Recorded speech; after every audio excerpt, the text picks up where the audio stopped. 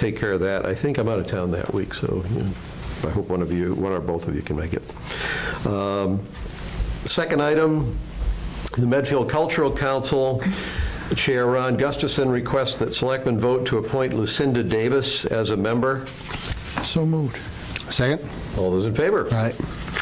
Passed. And still got 2 minutes before 7:15. This is good. We have a vote to approve a refinance application for 4 John Crowder Road. I don't think I saw anything on that. I didn't put anything in there because the material is specific to their loan application, so there's too much private information, so I did not want to send that to you. In the past, this is a home that's in Allendale, and in the past, I've signed off on all of the refinances. DHCD would now like me to sign it, but have a vote of the Board of Selectmen that you authorize the refinancing. Okay. And so your vote tonight will be vote to approve the refinancing with the condition that it's a fixed rate, not to exceed $100,000. Okay, and is there any background on why, are there any criteria for what's a approvable refinancing? Not necessarily talking about this one application, but why are we doing this? Why do we have to approve it? Because you are listed first on the mortgage. Okay. That would be the reason. Yeah.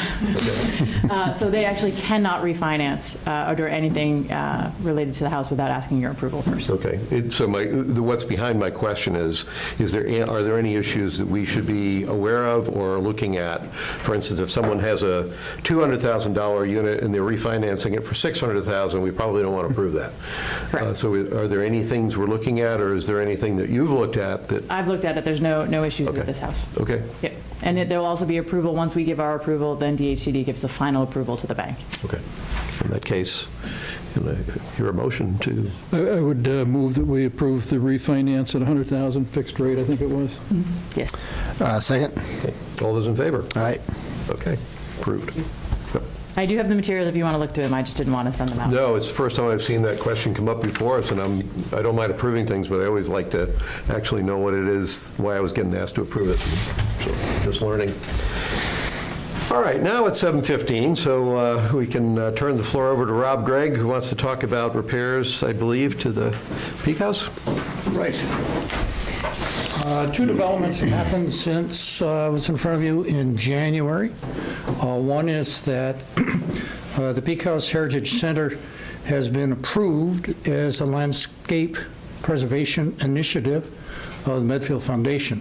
So we are pleased for the mutual benefit of that particular action.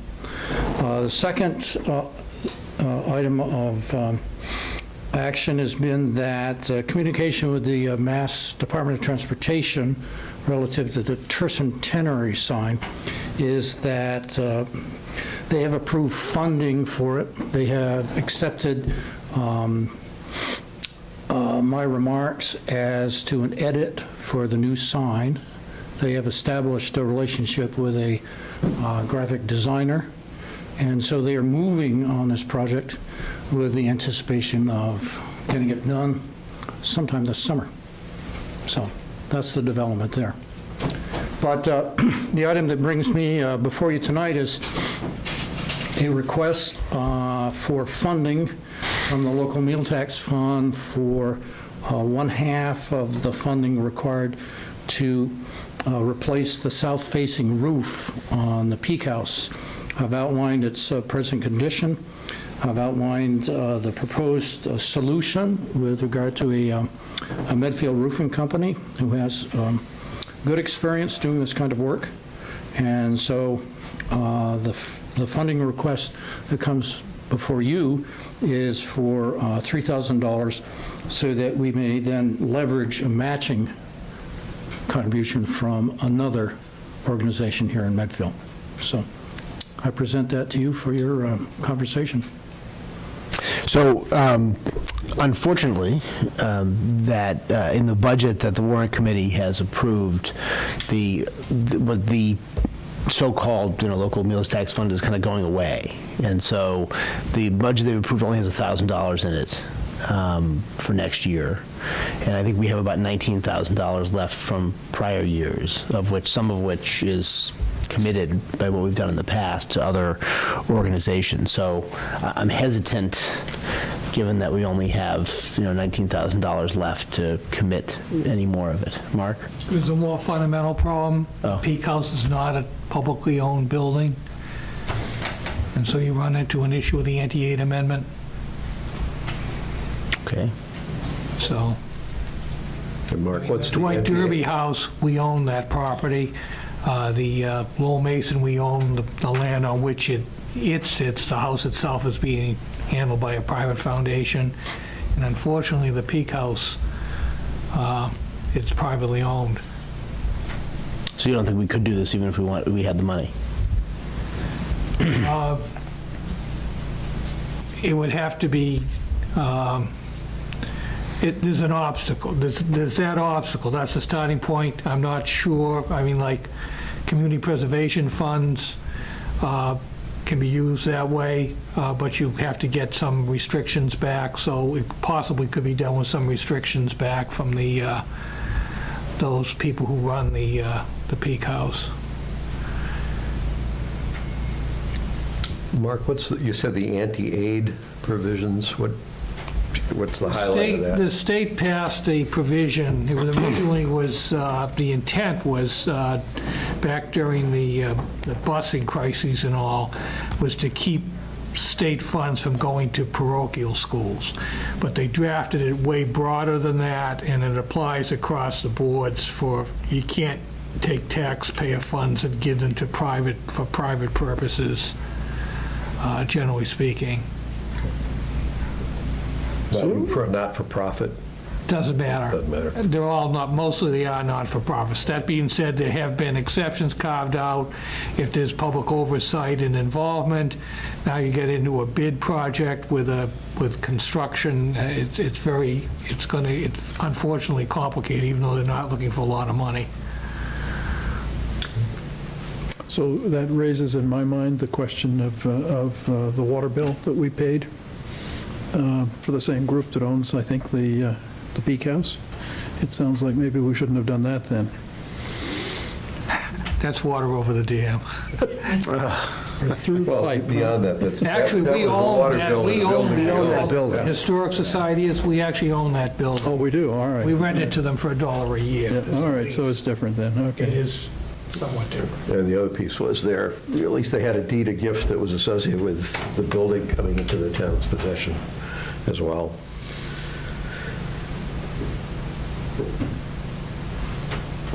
Any further comments? It sounds like we can't do it, is what it sounds like to me. Much as Not we that you don't want to do it, but you can't do it. can't do it. Yeah, I mean, I was going to say, before I found out I couldn't do it, that I was willing to spend part of the $19,000 on this, but So for me to weigh in on where I came out on that, certainly if there's a building in town that the town doesn't own, that the town has an interest in making sure is preserved, it has to be the Peak House. But there are other houses in town that the town doesn't own that are being preserved. So when this request came in, the one thing that crossed my mind was whether we had any clear policy about how we do help houses that are not town-owned houses. And that was not because this expenditure was a concern, but I was concerned about what the rules will be for us. If we were able to do it, I would have been concerned about what the guidelines would be for what we would have done going forward for all of the historic homes that are not necessarily owned by the town, but are being preserved by volunteers. so that sort of gets into something that I was curious about, because I don't know what's going on, which is at the Clark Tavern.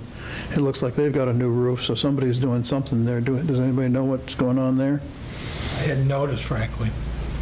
You mean the top is off there and there's actually a roof? Tarp is going, it looks like a new roof on it. Do you know anything about that, Ron? My understanding, talking to the roofers last fall, was that LCB authorized the expenditure of funds because they hired their roofing crew to put a new roof on the front and to tarp the back, simply because their attitude was that blue is not a good color for the entrance of Medfield. And so that's why they did it. But they also needed to, because water was just standing still on the first and second floors. Oh, So the place is going downhill much quickly. So, answer your question? yep, thank you.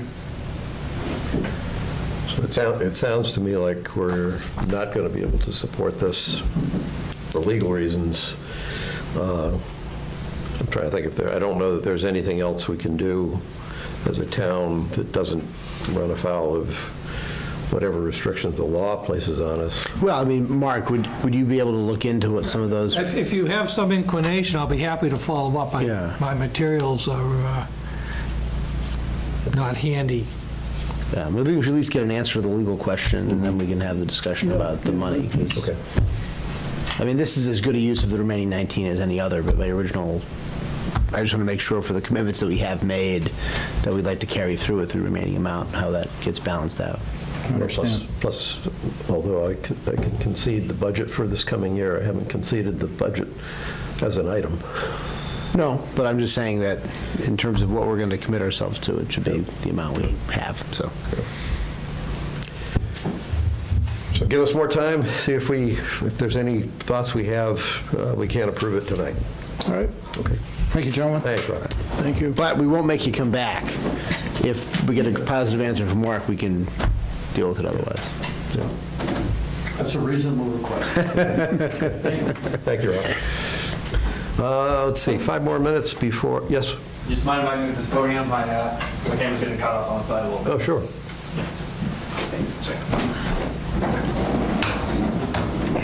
You got to get a clear view of Pete. You can't get Yeah, I object to not being seen. Secret intent. We should practice a few like public service announcements, so when he has to do something like that, we can say, and now a note from our sponsors. So I was asking the state representatives on Sunday if they would stay for a photograph at the Medfield Foundation volunteer event, and Sean Dooley just said, I'm a politician. Of course I'll stay. Photo. Let's see. We don't have any short stuff here. What about the minutes? We can do the minutes. Yeah, we can do the minutes. So we had the minutes from our, find them here. Our last meeting.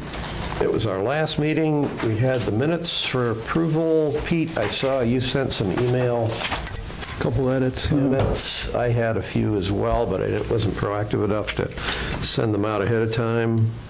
So, Mike, any changes to the minutes for? I was fine with Pete's changes and probably fine with yours.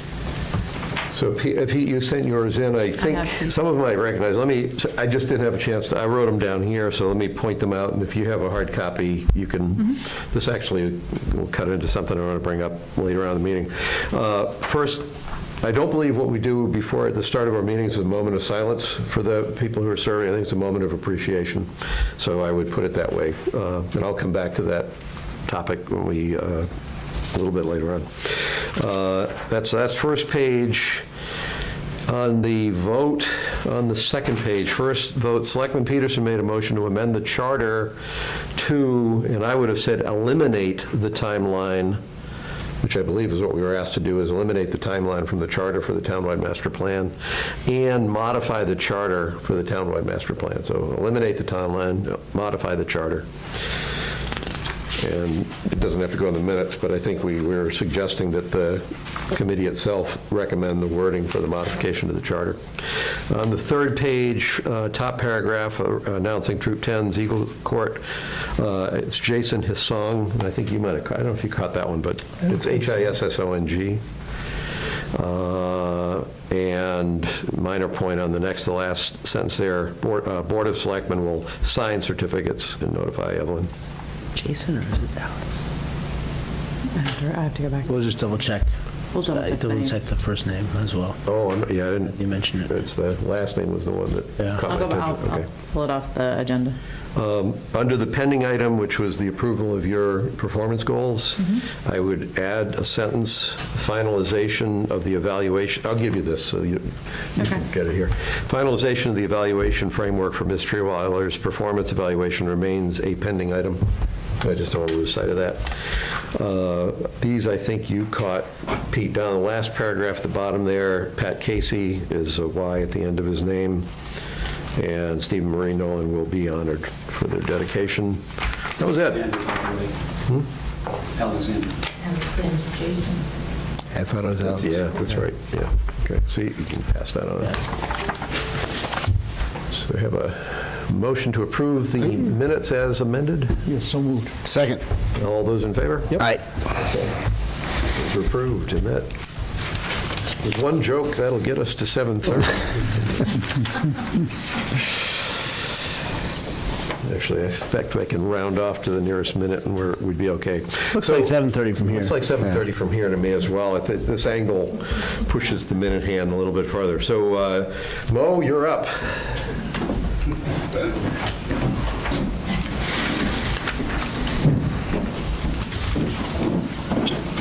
Good evening. Good evening. Speaking with our highway supervisors, Bobby Kennedy and Paul Hinckley, along with our town administrator, Christine, we're looking to conduct a town-wide cleanup days for the town of Medfield.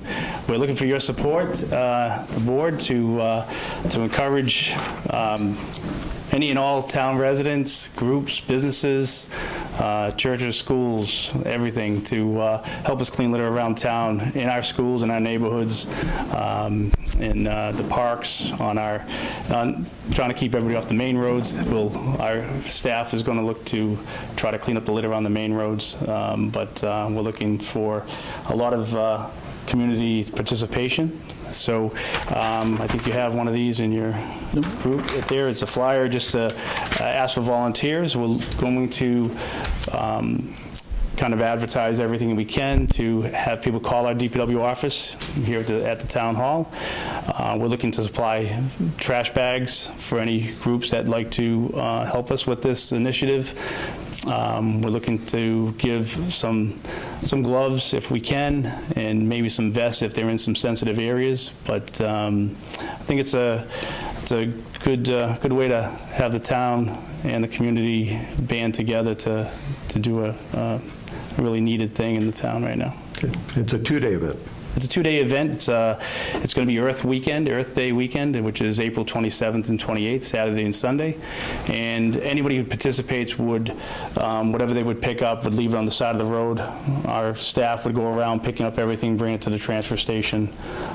We'd like to have everybody sign up, and we would go through different litter locations, if you will, and have people sign up a group or even an individual, and we can sign them up with other people. We can then know where all the trash is going to be collected. Okay. Questions or comments? Sounds great. Sounds That's wonderful. a good idea. Yeah.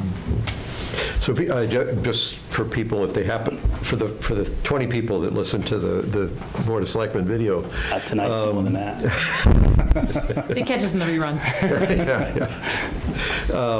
If people sign up, it says it from 8 to 3. Are you looking for people to sign up for 7 hours, or? It doesn't matter. They can pick up trash as long as they want. They can do it longer. They can do it shorter. Okay. We just have that window where our guys will be out to pick up any of the full bags and actually give more bags if needed. Okay. So they'll be out there making contact with all the individuals that are working an event. And so if they call in, what will happen is they'll call and say, I want to volunteer, and then, is everybody gathering at the DPW garage on Saturday No, they would go right morning? out to the site. You'll just tell them Yeah. where to go? Yeah, so Or- that's why we want to coordinate where they will be so that we can go out there and make sure that we pick up the bags that they have on the two-day event, as well as give them anything that they need and help out whatever we can.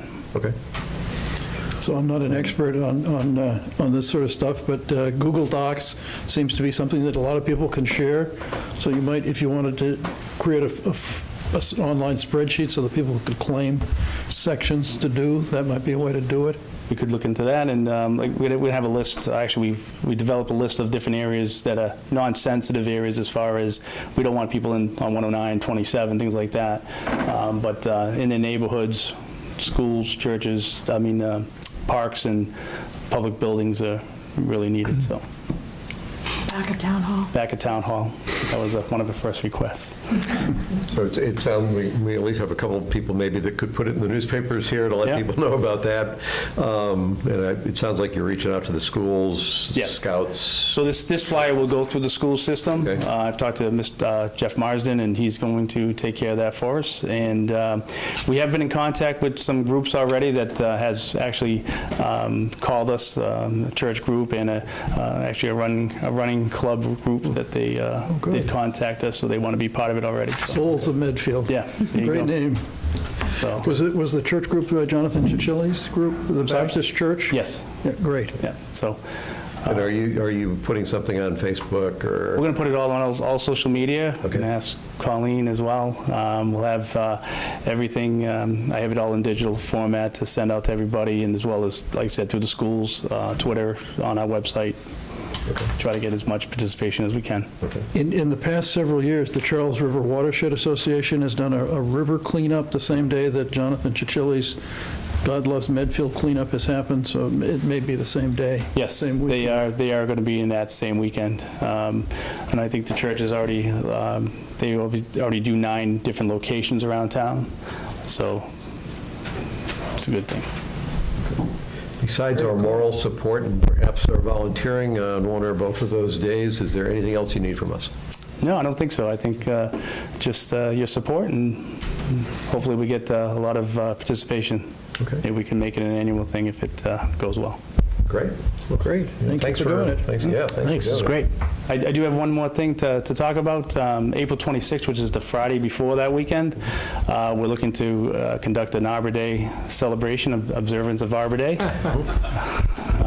I delegated, so I just can't say anything.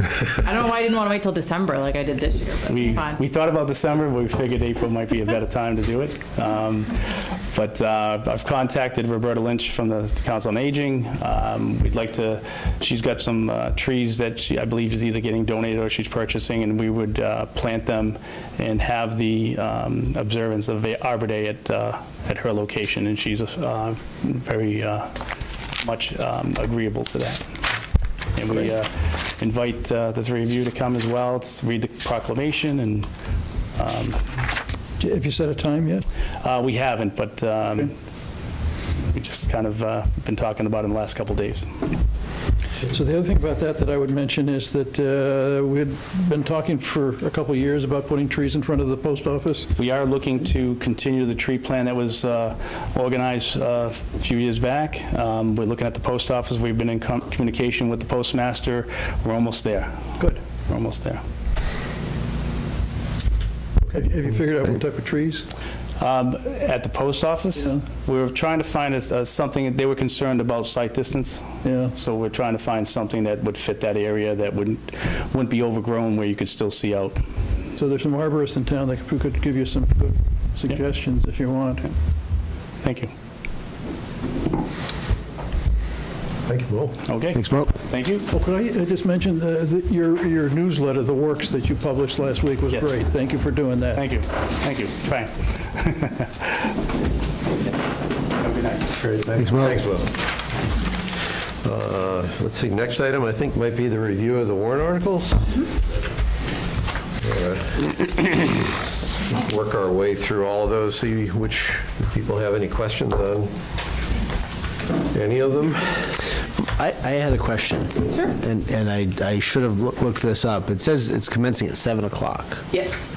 So we, last year, Scott changed the time of town meeting to be 7 o'clock. Okay. Not to be confused with the date change that will happen Okay. next year, but the time is going to be 7. 7 o'clock, okay. And it's been changed on the website. It was originally 6 a.m. in the morning. It's now 7 p.m. Had we done that last year, we'd have gotten out of there in one day.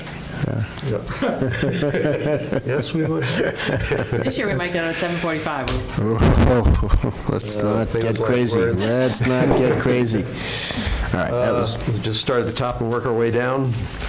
Article 2, I'm just going to call them up by numbers, and if you want to talk about any of them, stop me. Article 2 and 3, 4, the only comment I had on 4 is some of the earlier versions of this actually called out 500,000 as the total on the table. I assume that's still a good number? Okay. Total really doesn't matter. You don't even need a total, really. Technically, what you're doing is simply authorizing an upper limit for taking money out of each of those accounts. But it now has a total. Okay. Article 5, 6. The only question I had on 6, do we know what I think we're carrying it at 125,000? 6, we're moving to dismiss. No unpaid bills? There are no unpaid, we have one unpaid bill for the police department, and Yep. we are still discussing what that amount is going to be with the hospital. And we do not have it in time for town meeting, so we're going to move to dismiss. Okay. So, dismiss that one. I think I've been here for 24 years, and we've never dismissed that article. It's like the free cash article. Wow. Article 7, Article 8. I don't think there's anything unusual in Article 8. It's just straightforward. Article 9, operating budget. We've got to come back and talk about where we stand on the operating budget. My only question on the firefighter one was just that it only had EMT. It didn't have paramedic in the grid. Actually, I pulled that out today. I believe I've made the change on that, and now it says medic. Now it says medic. Okay. Yeah. Great. I noticed that That's on today when I was Article 8. reviewing the Yeah. contract. Yeah. That was just the. Article 10, capital. Article 11, the appropriation from the Municipal Buildings Capital Stabilization Fund. Article, 12. 12, we're going to dismiss as well. Dismiss, recommend dismissal, okay. And Article 13, I just had a question. I had a question on this one. What's the background behind this one? It's not like We'll I... just leave. Mo's got surplus equipment he wants to be able to dispose of. At the moment, the bylaw is very restrictive. Okay. It's $1,000, or you need to go to town meeting.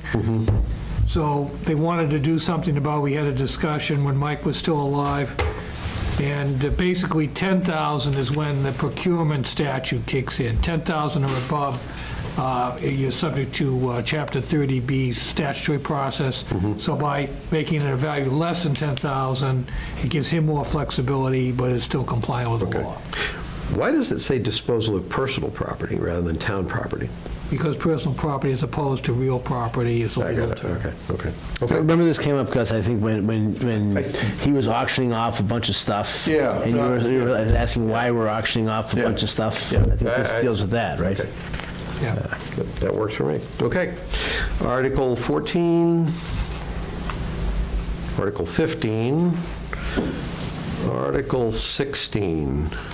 So that's the one where I suggested to the warrant committee that they change the purpose for which the land was being acquired from conservation purposes to municipal purposes.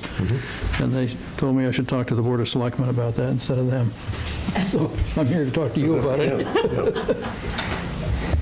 It just strikes me that we get, if you do it for conservation purposes, then you can't touch it for anything. If you do it for municipal purposes, then you could. And this lot is positioned so that there's no vehicular access to it, because the town, Chuck Fuller, when they did the taking for the right-of-way, stopped a couple feet short of this property. Since it's the town's property, the town could connect the public right-of-way to this lot, and then the town would have a lot that could maybe be usable. Is the gift conditioned on it being used for conservation purposes? No, they just don't want to pay taxes on it. As I said before, it's a larger parcel. Most of it's in Norfolk, and there's no subdividing of the lot at the moment. So we would have to get the county engineers to come in and do a line, if they will. So We're just taking the Medfield. This is just the first step. What? We don't want to own part of Norfolk. We'd have to pay taxes to them then. Yeah, you would. I did not budget for that. So I have no objection, Pete, to changing to municipal. Yeah. It doesn't matter to me either. We haven't gone to print, so it's easy to change this evening if you'd like. I would just simply vote to change it. I would move that we change the purpose in Article 16 from conservation purposes to municipal purposes. Second. All those in favor? Aye. Aye. Yep. Article 17, Article 18, which is the downtown improvements budget. I believe the amount is $1,000 is where the warrant committees come out on that, as Mike reported. That is where they've come out on. There's a majority and a minority report on that, though. Yes. The minority report Is 0. 0. Right.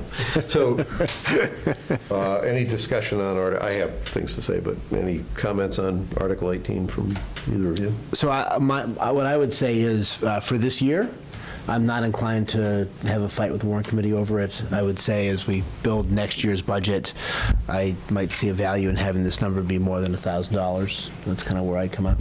So I would agree. Yeah. I think long-term, it's something that has actually worked well for, it's a small amount of money for the selectmen to control every year, and I think it's touched some good points. The other irony in this is I think you were on the warrant committee when this first came up as meals tax, that not that this was a mandatory requirement, but at the time the philosophy of the warrant committee was if we're going to impose a new tax on businesses here in town, first off, we were not inclined to want to do a whole lot of that, we were trying to attract business, so the less burden we put on business, the better. But if we were going to do it, we had discussed making sure that at least some portion of those taxes went back into the economic revitalization of the town or things we could do to make business more attractive. And I think what that works out to be at the traditional or the historic $15,000 a year is about 10% of the total taxes that we're actually collecting are what's going into this budget. So I agree with the two of you. This isn't the year that I would fight about the amount, but I would be willing to have the philosophical discussion a year from now about having a budget that's a pretty modest budget that allows us to do some things here in town that, and the reason that I feel that way this year is, as you pointed out, we do have a $19,000 balance, so it's not like we're dead in the water for this coming year. But we'll be well south of that probably by next year. So, okay. Article 19. Article 20, that's staying at in the budget that we've got approved from the warrant committee, that stays at $425,000. yes. I still think next year we ought to look at moving that up into the town and the school employee benefits category rather than have it always be a standalone article, but for now it's not. Article 21. Any comments or questions? The plastic bag initiative. No, I think we sponsored this. I was okay with it. I think the state is looking to do something along these lines, which would preempt what we did. And so it could turn out we have to do it again next year. Well, if you look at the state legislation, that I forwarded the current legislation to Chris, and I understand she sent it to you. It's pretty much the same. What? I don't think so. I sent it to you. Oh, all right. I haven't seen it. At any rate, as far as its breadth and its application, it's virtually identical to what's being proposed locally. It applies to all retailers, and it basically is very, very restrictive in terms of what those retailers, if they provide bags, can use. It's either got to be a paper bag with a certain percentage of recyclables in it, or a cloth reusable bag. So the legislation is incredibly restrictive that the state is working on. I can't imagine anybody coming up with anything more restrictive. That being said, there's a provision that any town bylaws that were enacted prior to this taking effect, and their target date is August, will be null and void. However, municipalities may subsequently adopt local legislation, which is kind of bizarre, but that's the way it's worded. There's a very large number of sponsors who have signed on, including Denise Garlick, So I don't know, I assume it's got legs in the legislature because frankly, the handwriting's been on the wall for the major retailers in the state, and at this point, they just want a uniform set of regulations that applies across the boards instead of having potentially 351 different variations on a theme. So that's kind of the background.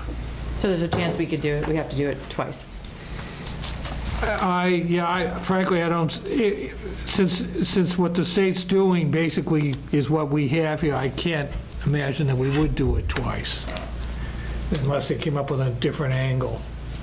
So based on what I heard, I just happened to catch a report on NPR this morning, and they were briefly describing the state legislation. It sounds to me like the state legislation will be more restrictive than the one we're contemplating. So one question will be, although maybe you can have local legislation, I would expect the state legislation will be local legislation, can make it more restrictive if you want it to be, but I'm guessing the state legislation is going to be a minimum. The one thing that I heard, and it was this morning's report, I didn't read anything, was that one of the things that's part of the state legislation is that paper bags that are available at stores will be 10 cents a bag. So unlike what we've done, which I think is a pretty benign, non-obtrusive, you can't have plastic takeout bags, but, right. And you can ask for paper bags and you can have them. It sounds like they're going to basically put a price tag. I can see why the stores would be okay with 10 cents a paper bag, because I doubt that's what they really cost. It'll certainly disincentivize people to use bags at all, I guess. Yeah, see, my position has been that as far as the local bylaw, that a municipality couldn't go that far as imposing requirements for fees and all. So that's something the state would have to do anyway, and they have done it apparently.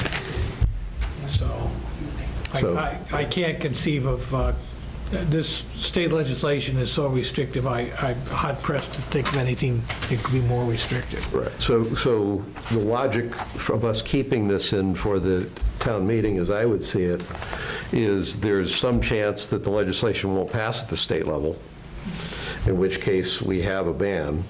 If it does pass at the state level, then whatever we do at the town meeting will be null and void.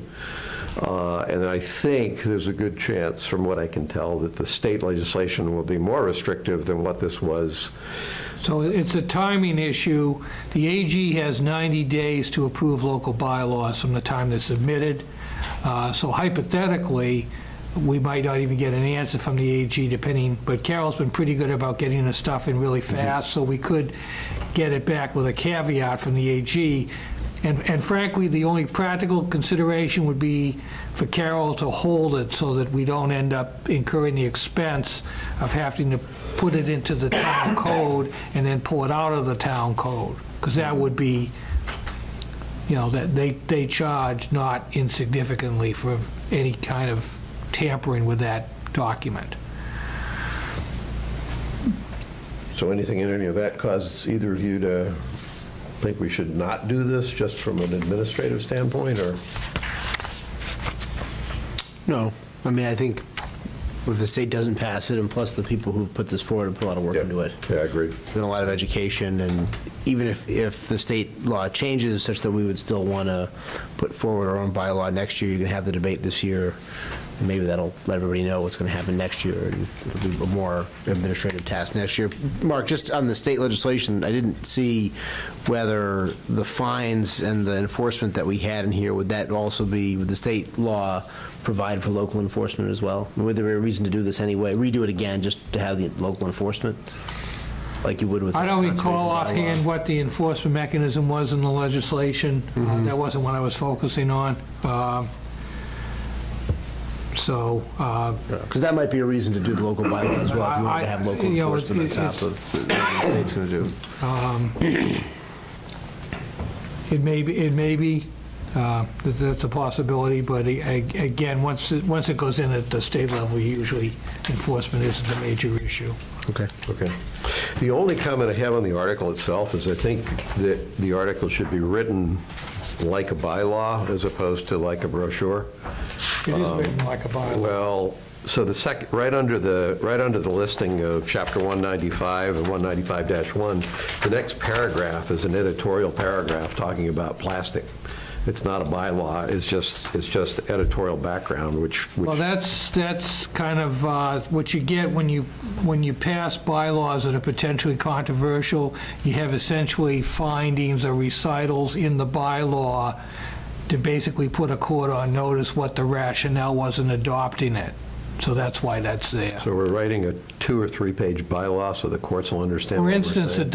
adult entertainment bylaws go on for pages about all the secondary effects and all of this, and as if there'd been elaborate hearings and findings and all. And that's part of the bylaw. So, To me, it's, okay, that, to me, is something that doesn't belong in a bylaw because it's not relevant. On the next paragraph. It's briefer than it was when it was submitted to me, okay? I didn't say that you didn't do a good job, Mark. Next paragraph down says, the purpose of this bylaw is to eliminate the usage of thin film single-use plastic. I think it's to reduce the use of thin film single-use plastic bags. No, they want to eliminate it. At checkout. At checkout. All right, yep, okay, all right. Actually, to answer your question, query, Mike, the Department of Environmental Protection shall promulgate regulations with regard to the enforcement of this chapter.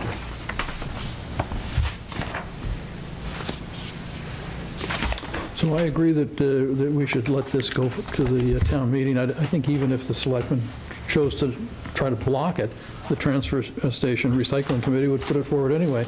Yeah. But I think it makes sense. It's, as Mike says, there's been a lot of work on it, and I think it should go to the town meeting. That issue, I think, is, I agree. And I don't think we would try to block it. The issue I had was that it's 3 pages long, and it seems like it has a lot of excess words.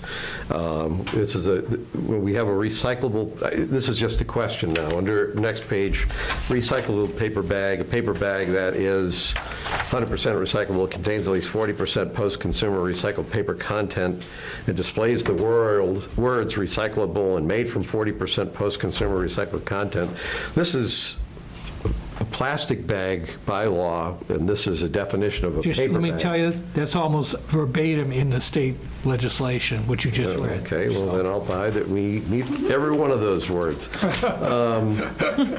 And then again, toward the end on the third page on the draft I'm looking at, so you go down below, reusable checkout bag, section 195-3, paragraph, if any retail establishment as defined in section 195-2. The next paragraph, customers are encouraged to bring their own reusable or biodegradable shopping bags. Again, this has got nothing to do with a bylaw about using plastic bags.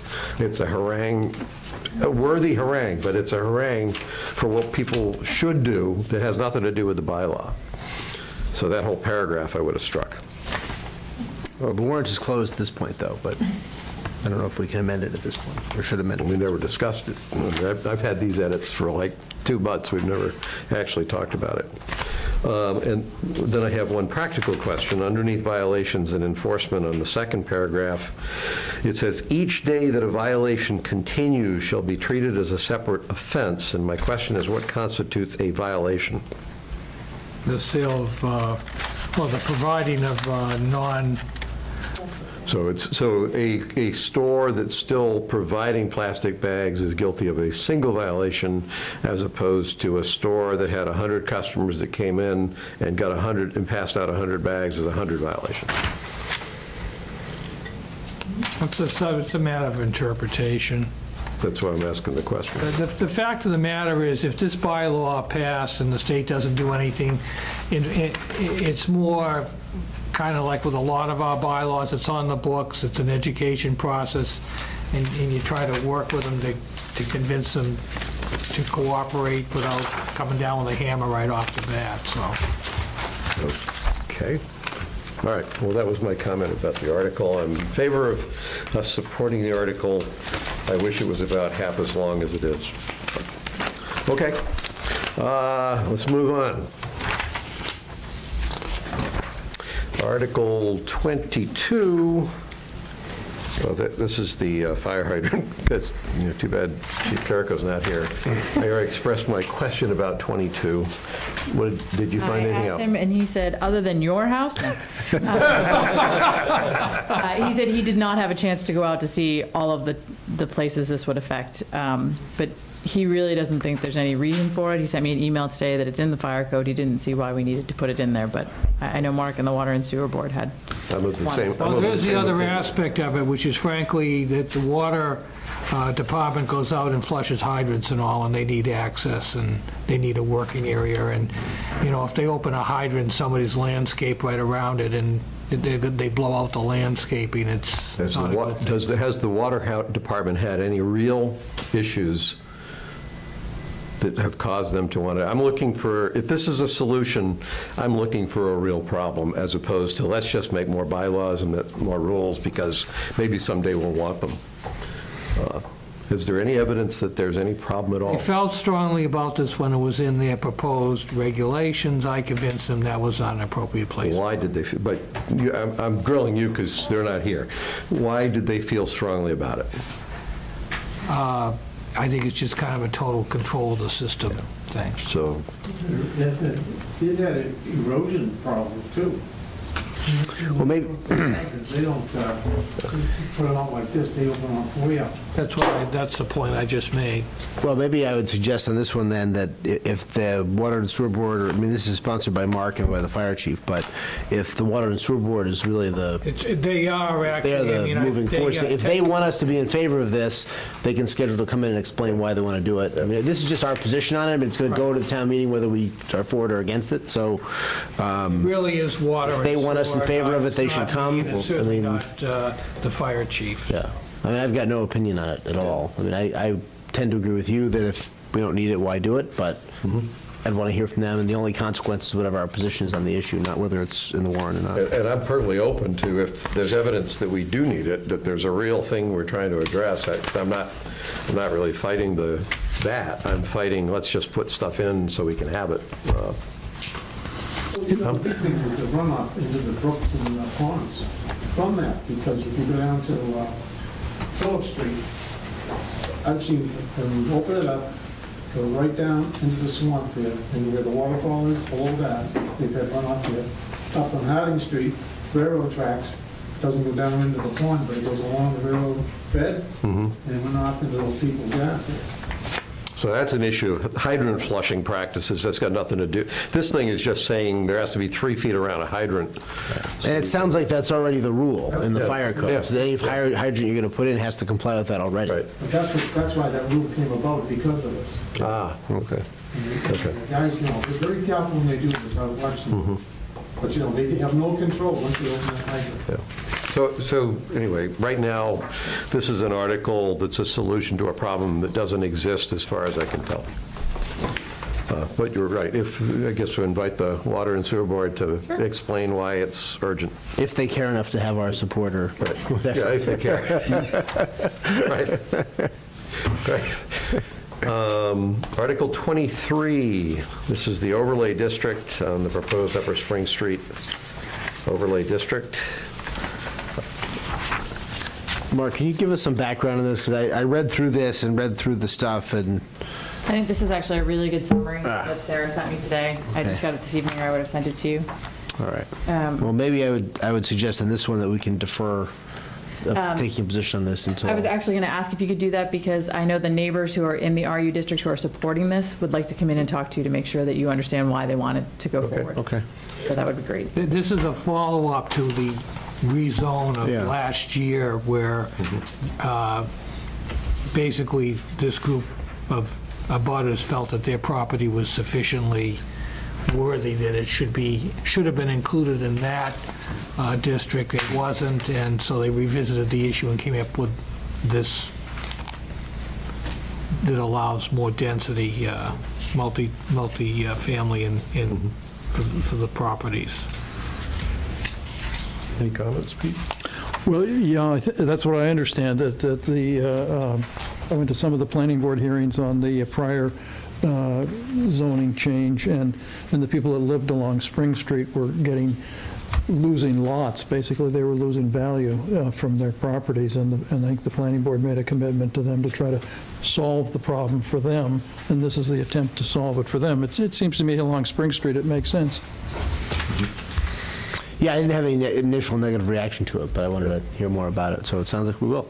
Great. Just so you know, I had a couple of specific questions about it. I think I get the idea what's behind it, and I think I'm in favor of it. I can't see why I wouldn't be, but. I think in terms of the actual number of lots that they're allowed, it's a compromise between what was there before and what is the current. At the time that the first multifamily overlay was being done the year before, we were still very much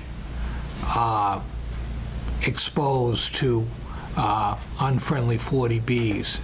And what they were advocating was something that there was concern was going to just play right into a 40B developer's hands. Things have changed since then, and so it made sense to revisit it and see if you come up with a reasonable resolution. And also, if you accumulated lots in the downtown, in the RU district, you could do what Ralph Costello did, which was a as of right, I think it's about 7 units an acre development, because you only need 6,000 square feet to add another unit before the changes happen. So, and these properties were just outside where that was done. Nice question. Sure. Bill? So I apologize for not being up on all of the abbreviations and everything else, but if I'm reading this correctly, basically what's happening is special permit's been removed in the RU district, and it's right now just the planning board, but there is in fact a site plan that's imposed on that particular under 1.4A. Is that how I'm reading that? Is that correct? So it's no longer a special permit, but there is in fact going to be a site plan and a review by the... No, I think they changed that abbreviation. I believe that planning board site plan approval. I mean, planning board special permit. They took it away. It says planning board, and then on the next page, it says applicability for site plan approval. Attachment 1, table of use. Yeah, I stand correcting. SPPB is special permit planning board. Right. So basically, the planning board still has the final authority, only it's not granting a special permit. It's the same thing they had with Ralph Costello's project. I just want to make sure I understood. Thank you. So zoning is an area that I'll be working on getting better at understanding it. So I had questions, but not criticisms. On the second page of this, underneath the second table, in bold, there's item B, is each dwelling unit should have access to private yard, patio, or other private outdoor space. And my only question is, this is multifamily, is that a practical requirement? And when I read that, I didn't think, well, it's multifamily. What if it's 2-family, 1 up, 1 down? What's the patio private space the people who live upstairs get? If it's all townhouses, then I can kind of get it. But, well, it says private space, though. If it had said, I just didn't, the only question is that a practical requirement given the multifamily zoning? That would be a question better for Sarah or a planning board member. I was not part of this process. We'll have them come in when the proponents of it. I can understand it if it says the person on the second floor has the same access as the person on the first floor to the private yard. Yeah. That's what they intend. I don't even know that that's what they had, they were focusing on. That was my question at town meeting also, because I was really affected by that, they did that. I've got a 2-family. Yeah. There's no, everybody's got to use it, but I can't give them that one. No, this is a particular area. This is not. It's an overlay district. Yeah, but Mark, before, business, there's an industrial 2-family with it, so I have to go to the Board of Appeals anyways, or the planning board, to anything I do with that property. Okay, but you still, this is an overlay district on Spring Street. I understand. It does affect me also. And then I had a question on the third page. This is just before we get to Article 24. there's 300-14.16.a applicability, and item 1 says, in all zoning districts, the inclusionary zoning provisions of this section shall apply. I assume that means in all zoning districts within the overlay district. It's just as I was reading it, I didn't, all zoning districts, what does that mean? It doesn't say within the inclusionary or in the overlay district. So, No, I think this is the inclusionary bylaw, so it applies to more than just this overlay district. I think this is adding the Upper Spring Street overlay district to the existing inclusionary bylaw. so the change in bold is just to simply add this overlay district to the bylaw as opposed to. Correct. If you look back at the other one, 1.4. Yeah. Right. Would still be in there. Yeah. Okay. All right, good, thank you. Any other comments on, and then we'll defer on doing anything on that one until people come in. Yeah, once we set, when we get to the end of the meeting, we decide what our April schedule is, we can pencil them in for what night we can come in. Anything on Article 24? Mark, is this just updating the ZBA's special permit criteria to equal the This planning is board's? taking the ones that were passed for the planning board and making them applicable to the ZBA, so they're much tighter than the existing. So it's now we have the same They'll have the special same permit Yes. standard for the ZBA and the planning board, and this is better than what we had. Yeah. Article 25, which I think is just a renumbering article. Right? Yes, it just provides consistency in the terminology within the zoning bylaw. Well, I do have, And this is Michael's legacy. He went through and noted when we were actually looking at the zoning bylaw that there was some carryover stuff from before we codified that needed to be corrected. So he went through and picked it all out. now I do have one question on the table. Item 4.3, adult uses. What are adult uses? We were just talking about it, Gus. Well, I mean, do we have, that was where, well, what do I think they are? It's something I thought we didn't allow in town. Huh? I'll get you a copy of the zoning bylaw. All right, so I will, so that was, I guess, intellectual curiosity of the, Intellectual curiosity, you said. well, I've been reading a few articles about the illicit You're getting operations that you deeper can off find every in all this. I thought we had this all covered by prohibiting everything that was. By law, you are not allowed to Maybe prohibit it's them? me, and I'm just looking at this the wrong way, and there are adult uses that I hadn't, that were entirely By prohibited. law, you are not allowed to eliminate them and ban them. Because they're First It's a Amendment protected protected. under the First Amendment, so you're allowed to create areas where said uses would be permissible because you can't ban them in a town under the First Amendment. Okay. So the town put them all next to my house, along with the marijuana sales. In fairness, down where Pete and I live, according to Richard DeSorger, that West Mill Street was, that whole area there was in fact historically a place that adults used. And we'll leave it at that. It's good to contribute to the history of the town. Article 26. That's the Hinckley project. I likely will be speaking on this at town meeting on behalf of the Affordable Housing Trust, so Good, okay. leave it to you two to, I'm in favor of it, obviously, but I have to recuse myself about Right. anything No, on that's that right. one. I'm also in favor. The only question I had on this, because the wording is this the correct article? Does it include the COA portion of the land? not yet.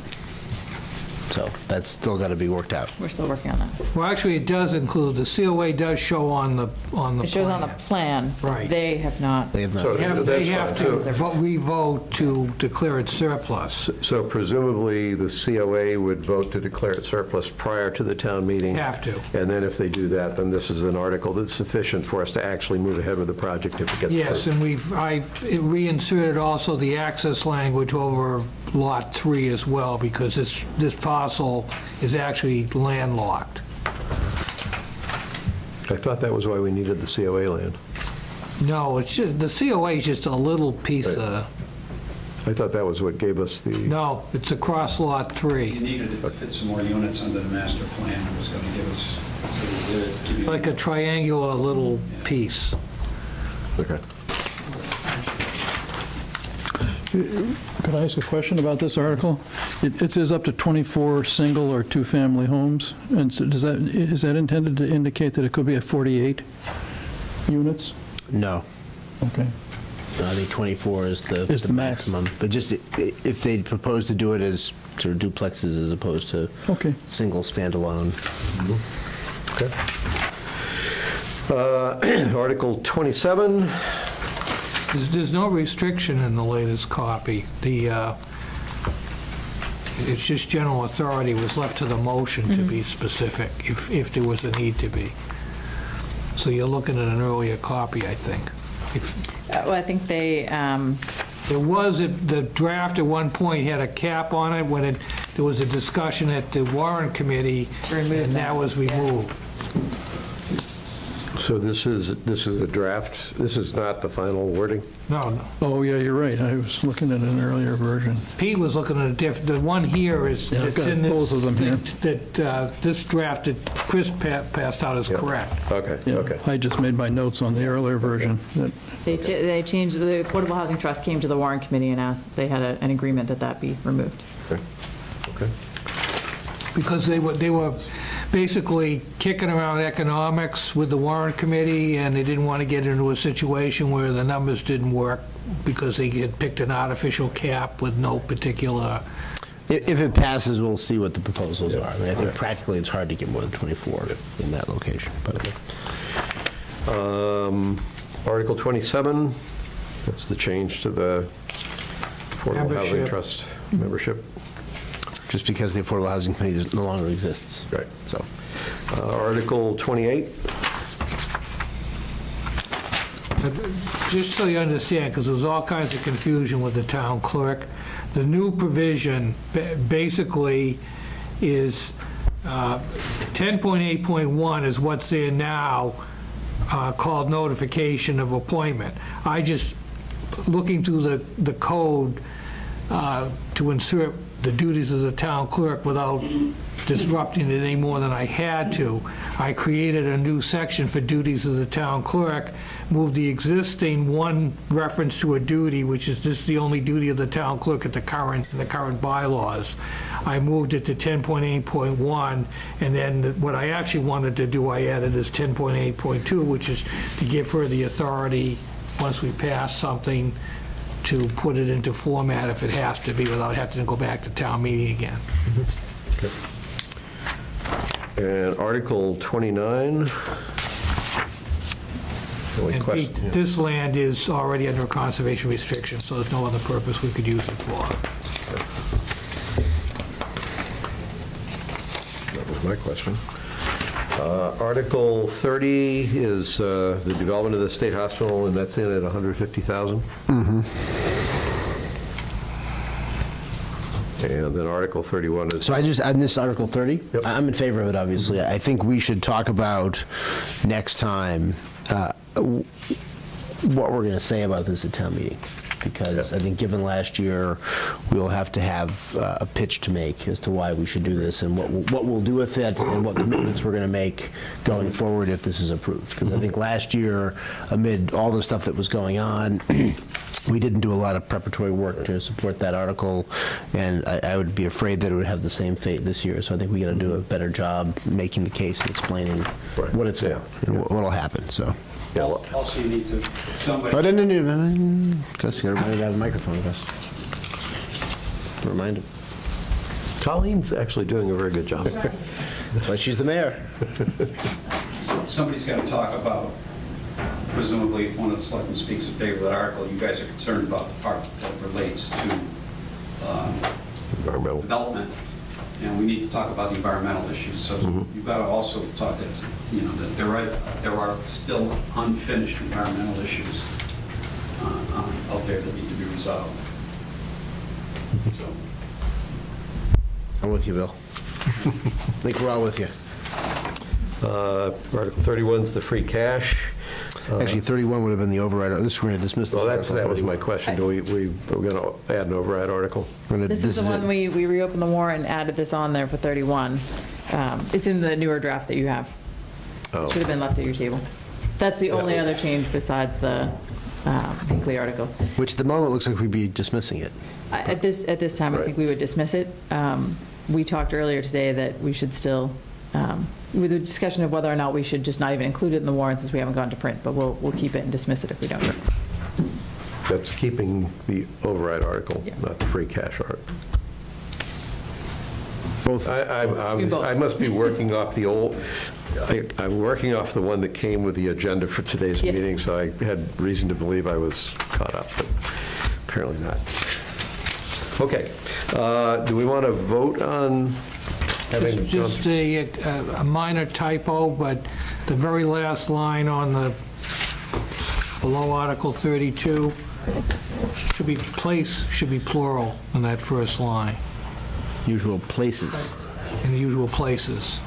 Thank you.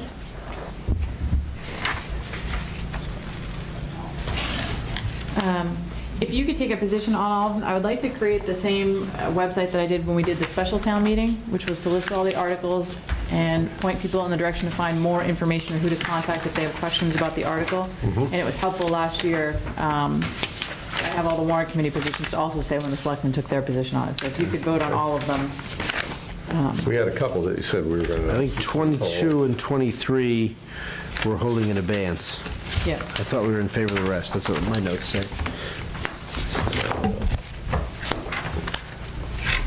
But we also are recommending dismissal on a couple, too. Yes. I Okay. have those. Let's see, what's the best way to go through these? One at a time for votes? I think so. Yeah, that's probably the cleanest way. Okay.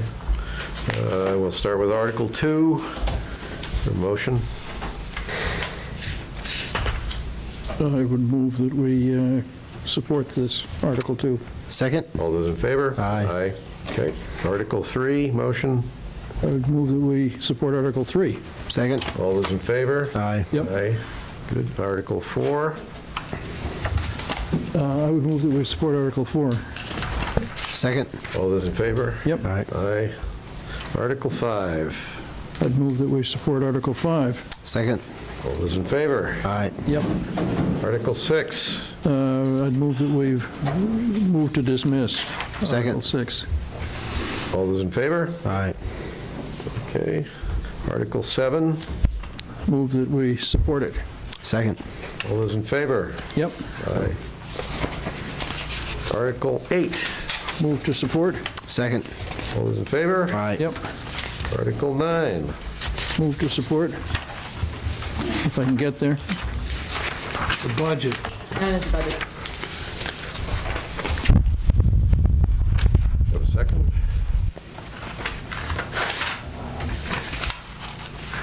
Do you have an operating budget that you, Yeah, you want to wait until we've actually gone through with the, we Yeah, why don't you probably hold should do 9 and go that. through the Yeah, we should operating hold budget. 9, that's a good point.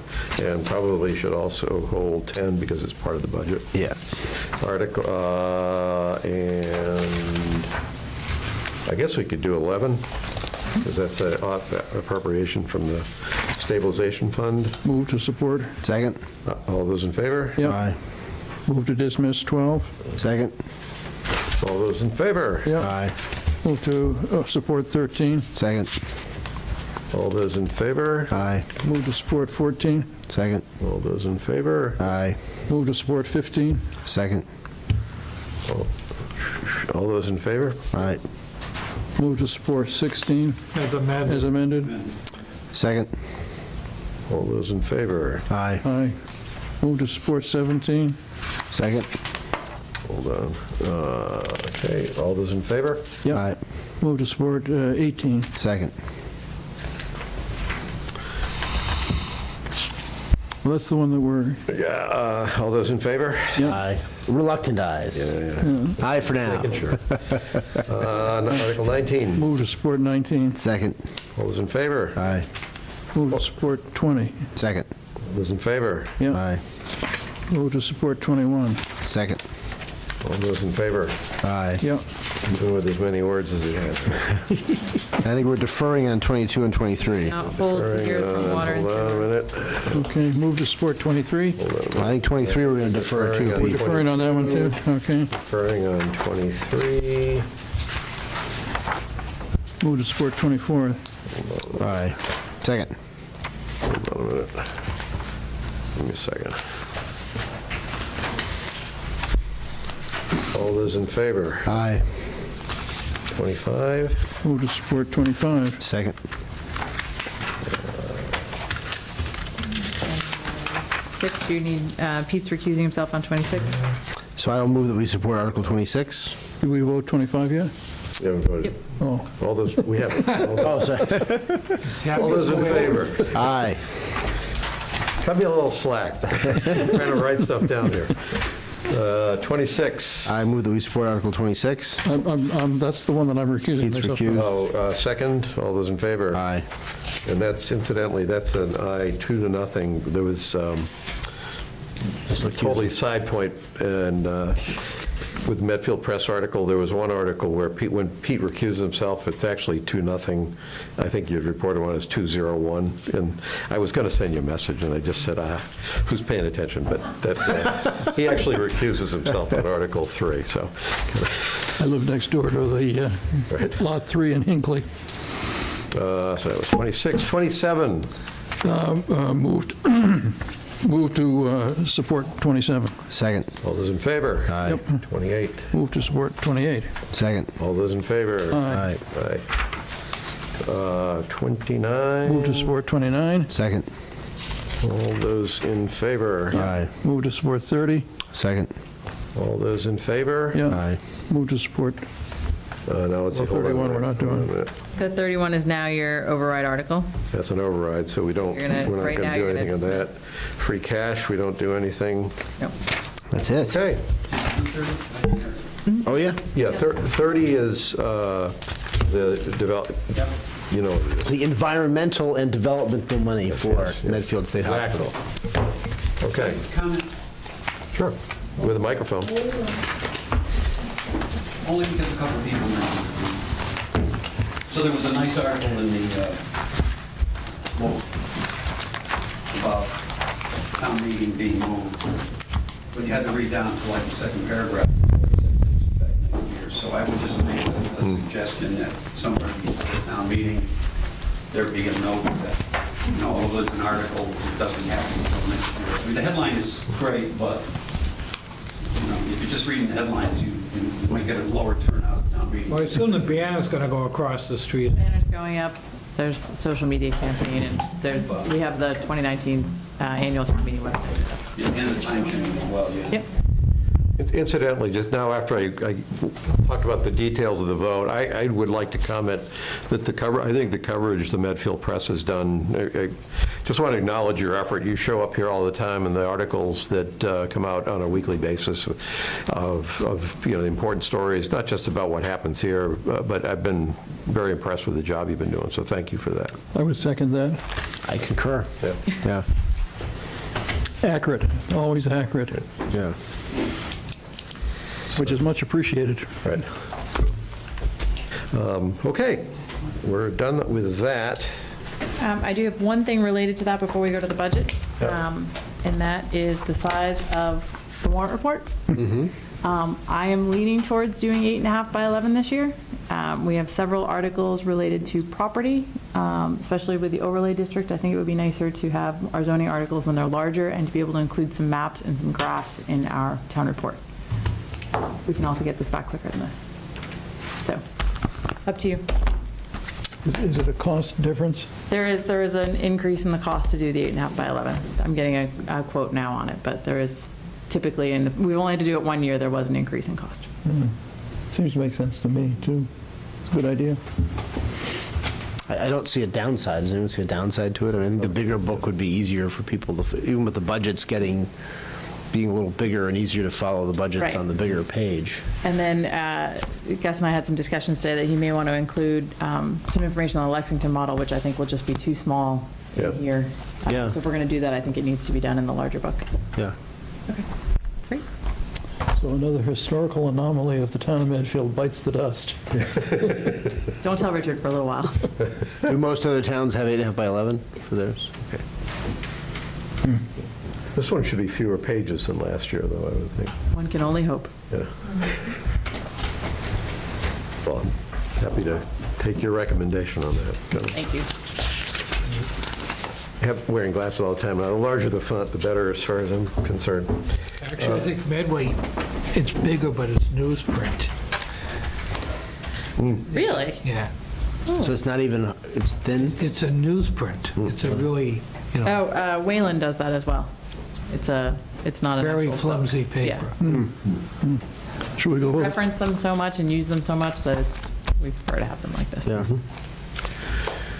Let's see. So in a couple of years, we'll go electronic, all electronic, and just tell everybody to bring their device.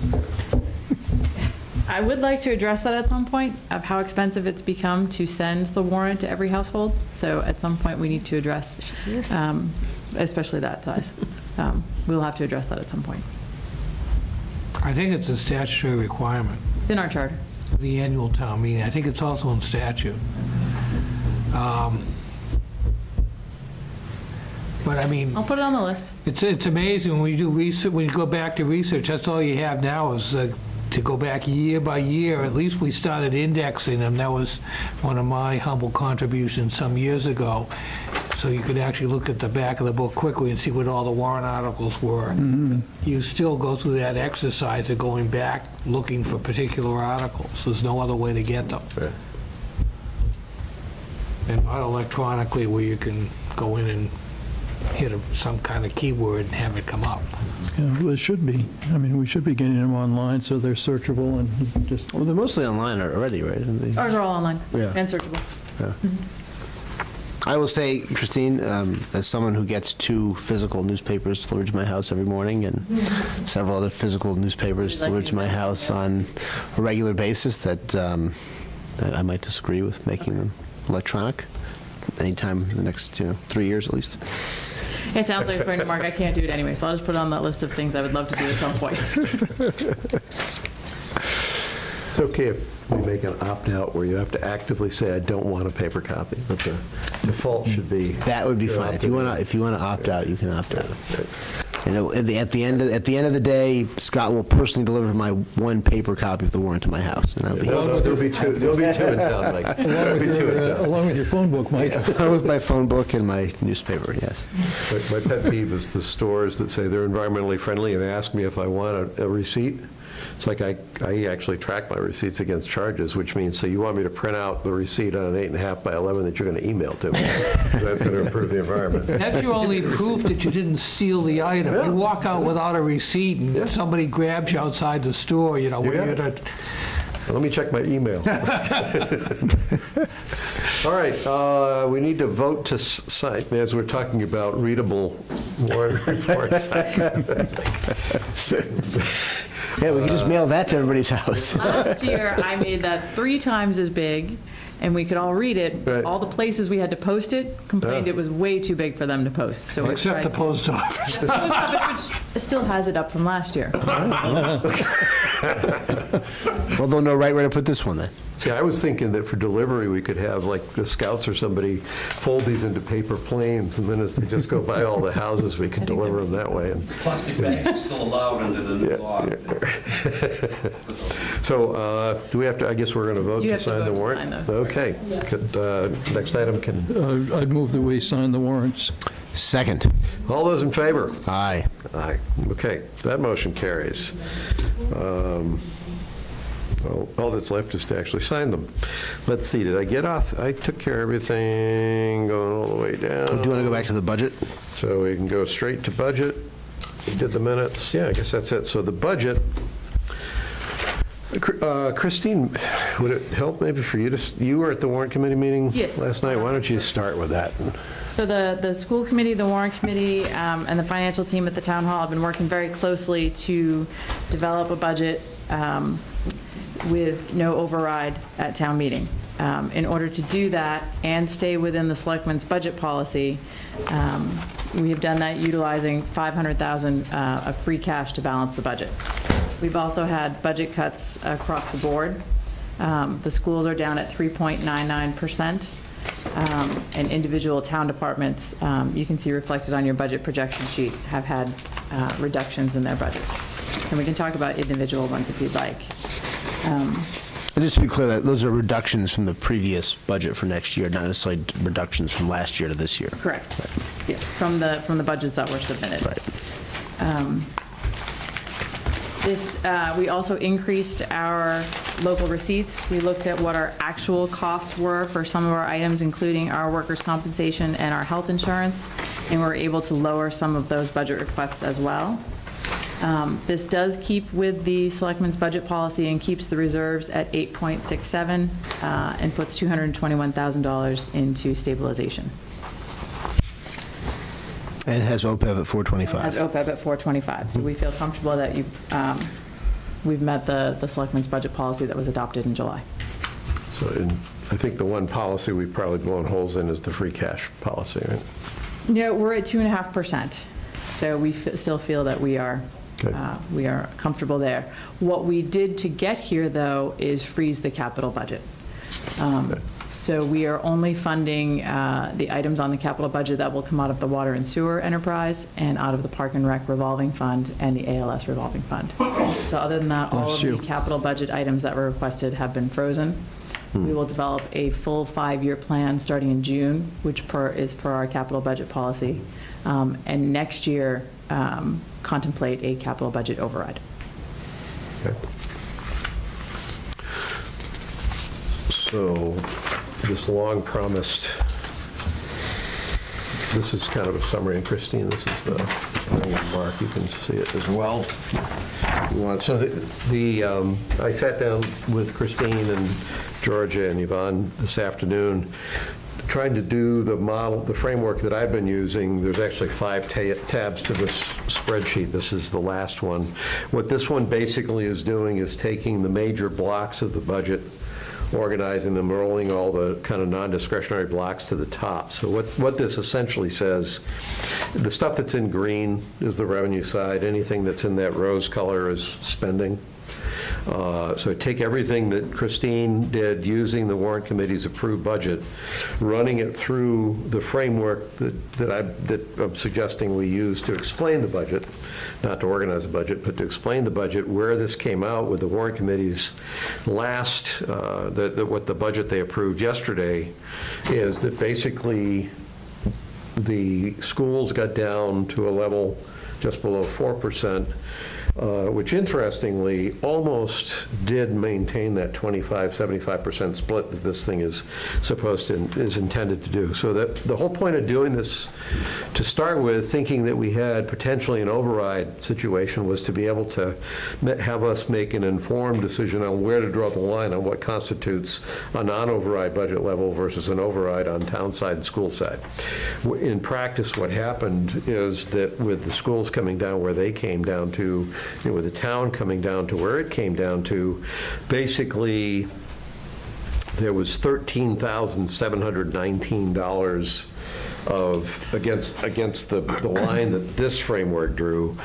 There was $13,719 of slack on the town side, which was transferred over to the school side, and you could see that technically there's an $810 overshoot here, but we basically don't need an override is what it boils down to. So with those numbers that the warrant committee had, with the budget cuts that the town has made, we basically are able to go into the town meeting with no override, unless someone moves to change any budgets, and then that's why we might want to keep the override article in there. Mm-hmm. Because during town meeting, there's not really a lot more slack to go into the free cash to handle whatever unexpected increased expenditures pop up. So that could put us into an override situation. It's, I leave it to the moderator, but in my practice as moderator in Medway, which went through a very tough financial period, once there was a balanced budget and it was right at the max, I required anybody moving to increase a budget line to identify a source of the funding. In other words, that they were reducing somewhere else or where it was they were getting it from. But that's the moderator's discretion. Yeah. Scott, my recollection is Scott's done that. If you're proposing an increase, you've got to propose an offset. I remember him doing that. Mm-hmm. All right. Well, it's up to the moderator to do that, I guess. But so that's kind of. Yeah, I think that's it on the budget. Yeah, I think on this capital issue, I think it's something that's been simmering for a while, where we have underfunded our capital for a long period of time. And I think with the policy we adopted last summer, which will really only be kind of fully implemented starting this summer, I think we will go into next year's budget season with a much clearer capital plan than we've had in the past. And so we won't be engaged in this exercise of pitting capital costs against operating costs to squeeze it in at the end. And so I think that makes sense. The only thing that I would say is that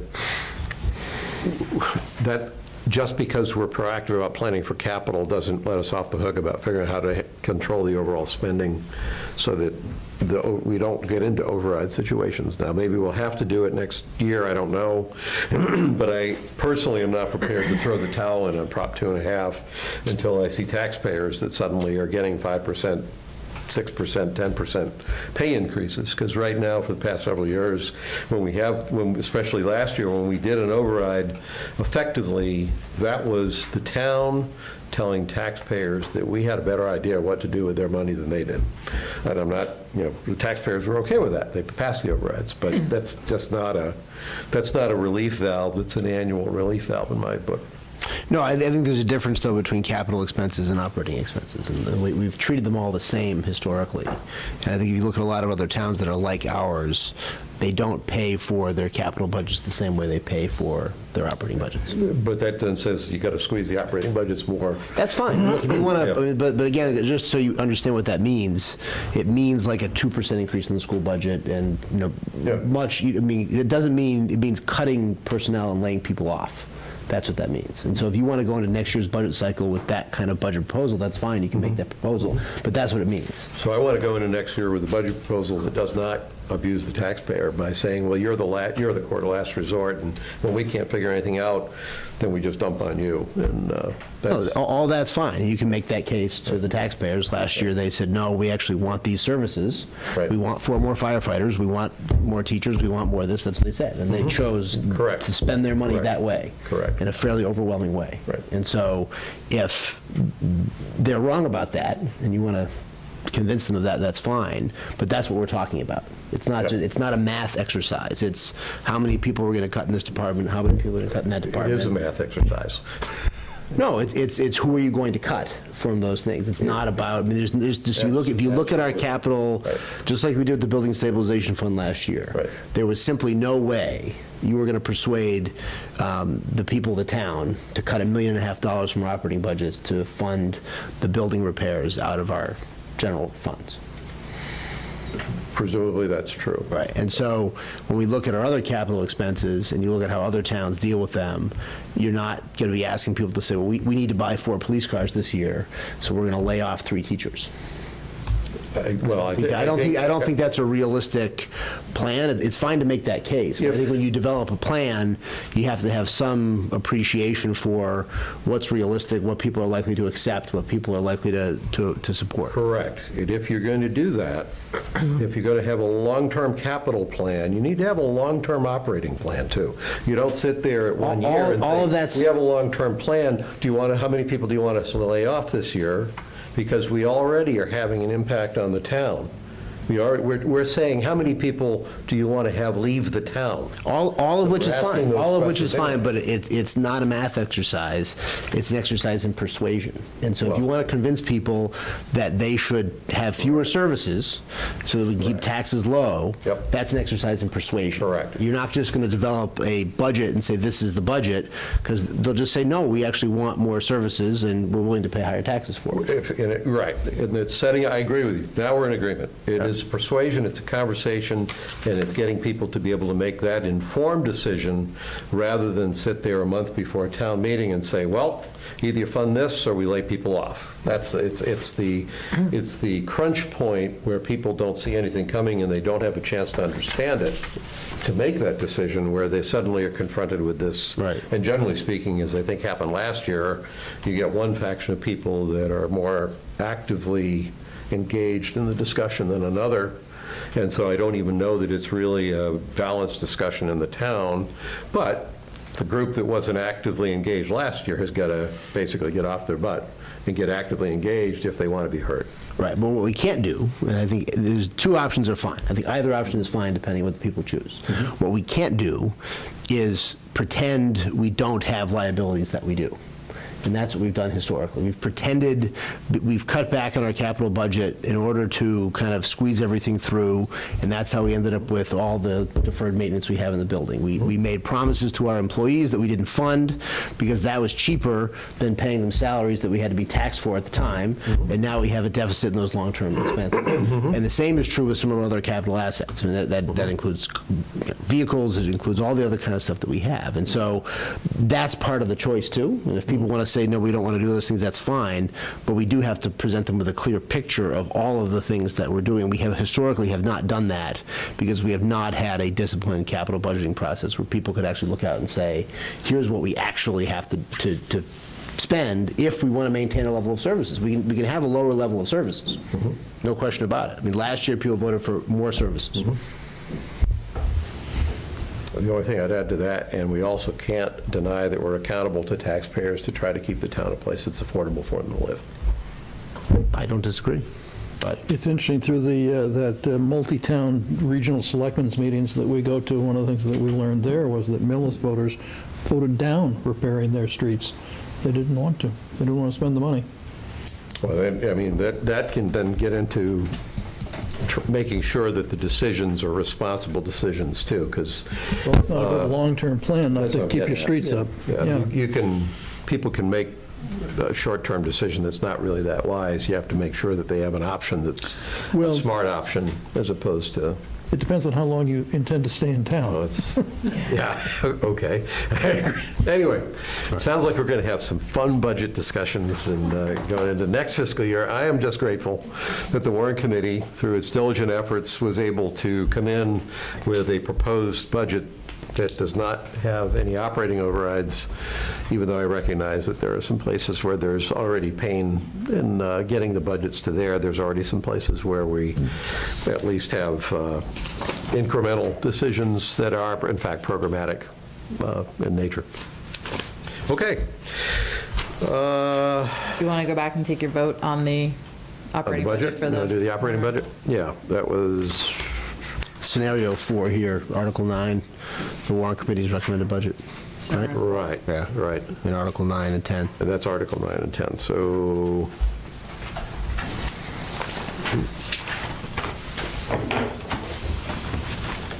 we get a motion for Article 9. Move to approve Article 9. Aye, second. All those in favor? Aye. Yep. Approved. A motion for Article 10. Move to approve Article 10. Second. All those in favor? Aye. Yep. Yep. Okay. And just for everybody, my 5 people watching at home, the budget is $70,687,209. I don't think we mentioned what the actual total budget is. $70,687,209.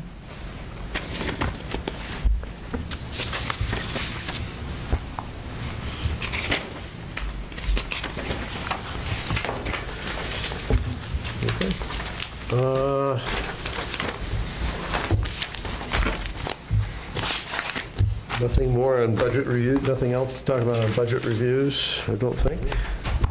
We have to talk about our Discussion schedule. of budget policy, but I guess that's the framework. I think that was the framework that we were talking about. So, Okay. and then, is everybody okay with including this within the warrant report? You may want to reformat it, but that basic, I don't think there's a lot of point to having much more information than this there, unless we put last year's, it might make sense to put last year's numbers, I almost put it on here, just so for these major categories, people could see what happened. Yeah, I think you got to give some explanation for what it is, though. Yeah. Like this reflects a, however you describe it, it's not a policy, a framework for looking at the budget that looks at our historic allocation between town and schools and everything else. And Yeah. This is really, I position is, this is just an aid to help you better understand the budget and why we have the budget that we have. I think it's a much better way of understanding it than having some of the stuff So mixed you don't in. need a color code, I assume? No, I wouldn't, I did it here just so we could do it, but no, it doesn't, it'll be a straight table. Are you stealing my thunder that I want the warrant report in color? Next year. I can do it in color. I can. No.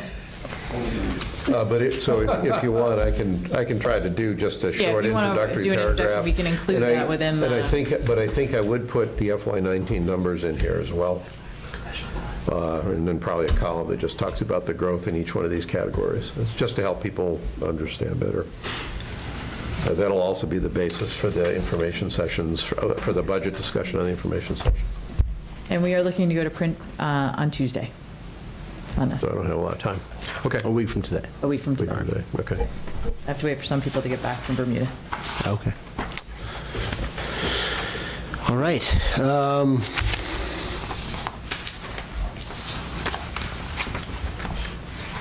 Are we done? Town administrator report.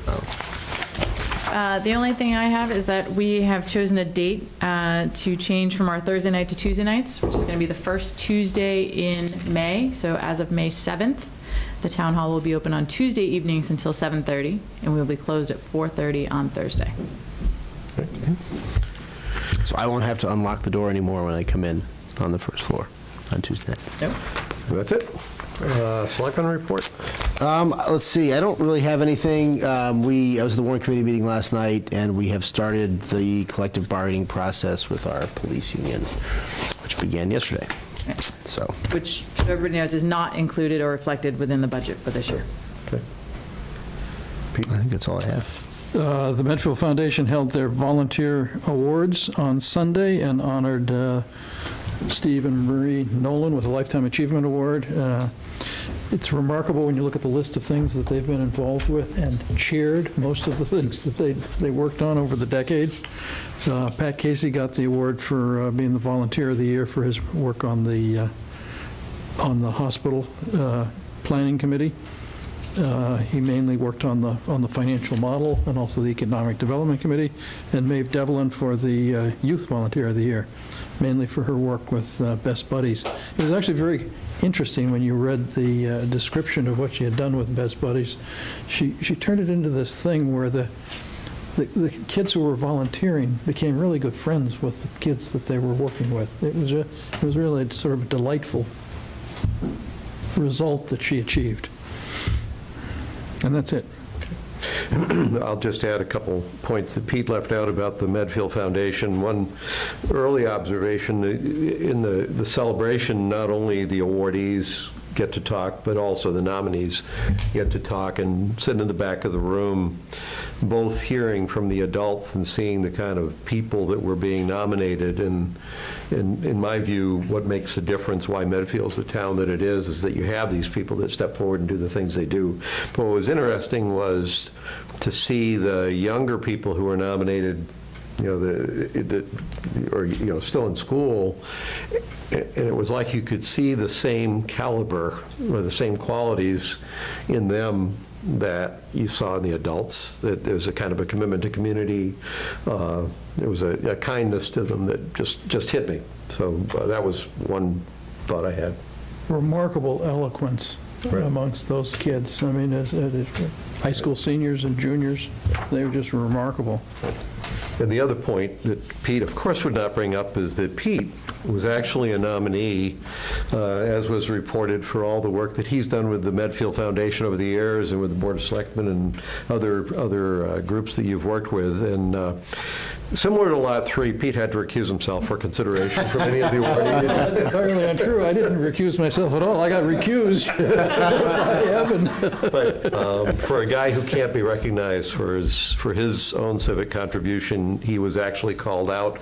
He couldn't get the award, but I think everyone in the room totally endorsed the idea that he was deserving of recognition, and I figured he wouldn't say anything about that, so I was prepared to. And the only thing I have to report is the Development Committee did have a meeting on Wednesday, and they're basically moving ahead. They've gotten the inputs from the different initial responders. The question they had of me was what exactly are we expecting them to do at this stage of their effort, recognizing that they've gotten inputs, and I suggested to them that the number one question was, do we need to do anything to change the state hospital master plan based on what you've heard? And I think, I'll let them speak, they want to come and present, and we talked about probably coming in the second meeting that we have in May, so after town meeting, and probably not the first meeting after town meeting. But I think they will not make any recommendations on changing the master plan. And they'll basically share what they've learned. They have not learned, they haven't been told point blank by any developers that what we have envisioned for the master plan is completely out to lunch because there's not enough units, or they haven't gotten those kinds of discussions. They are paying attention to the feedback around the allocation of commercial space versus residential space. And I think there's probably some things we're going to have to, in terms of sorting out how to go after whatever it is we want to do up there, if the commercial space isn't as much as it's been projected to be, what that actually means for housing. Personally, I recognize that with the progress we've made on 40B outside of the hospital property, that changes some of what the immediate need for the hospital property is, and I'm wrestling with what that actually does mean, because with as many buildings as we have there, we've taken one of the driving needs out of it.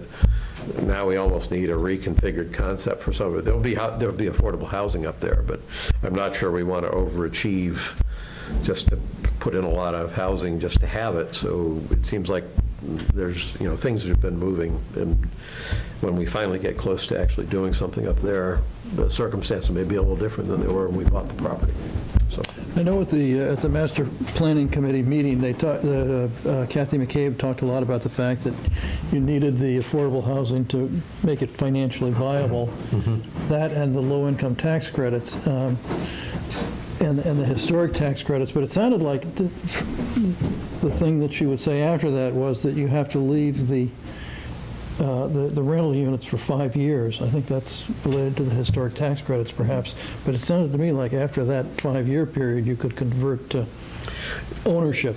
Yeah, it's not as clear to me that the developers automatically look at this exactly the way that Kathy McCabe did. I'm not criticizing what she did, but my sense is that some developers may just look at the whole thing in a different way. I mean, it may not be quite so mechanically built up building by building. So my only point is that what we envisioned specifically when we first started down this path, the circumstances are already changing around the 40B demand.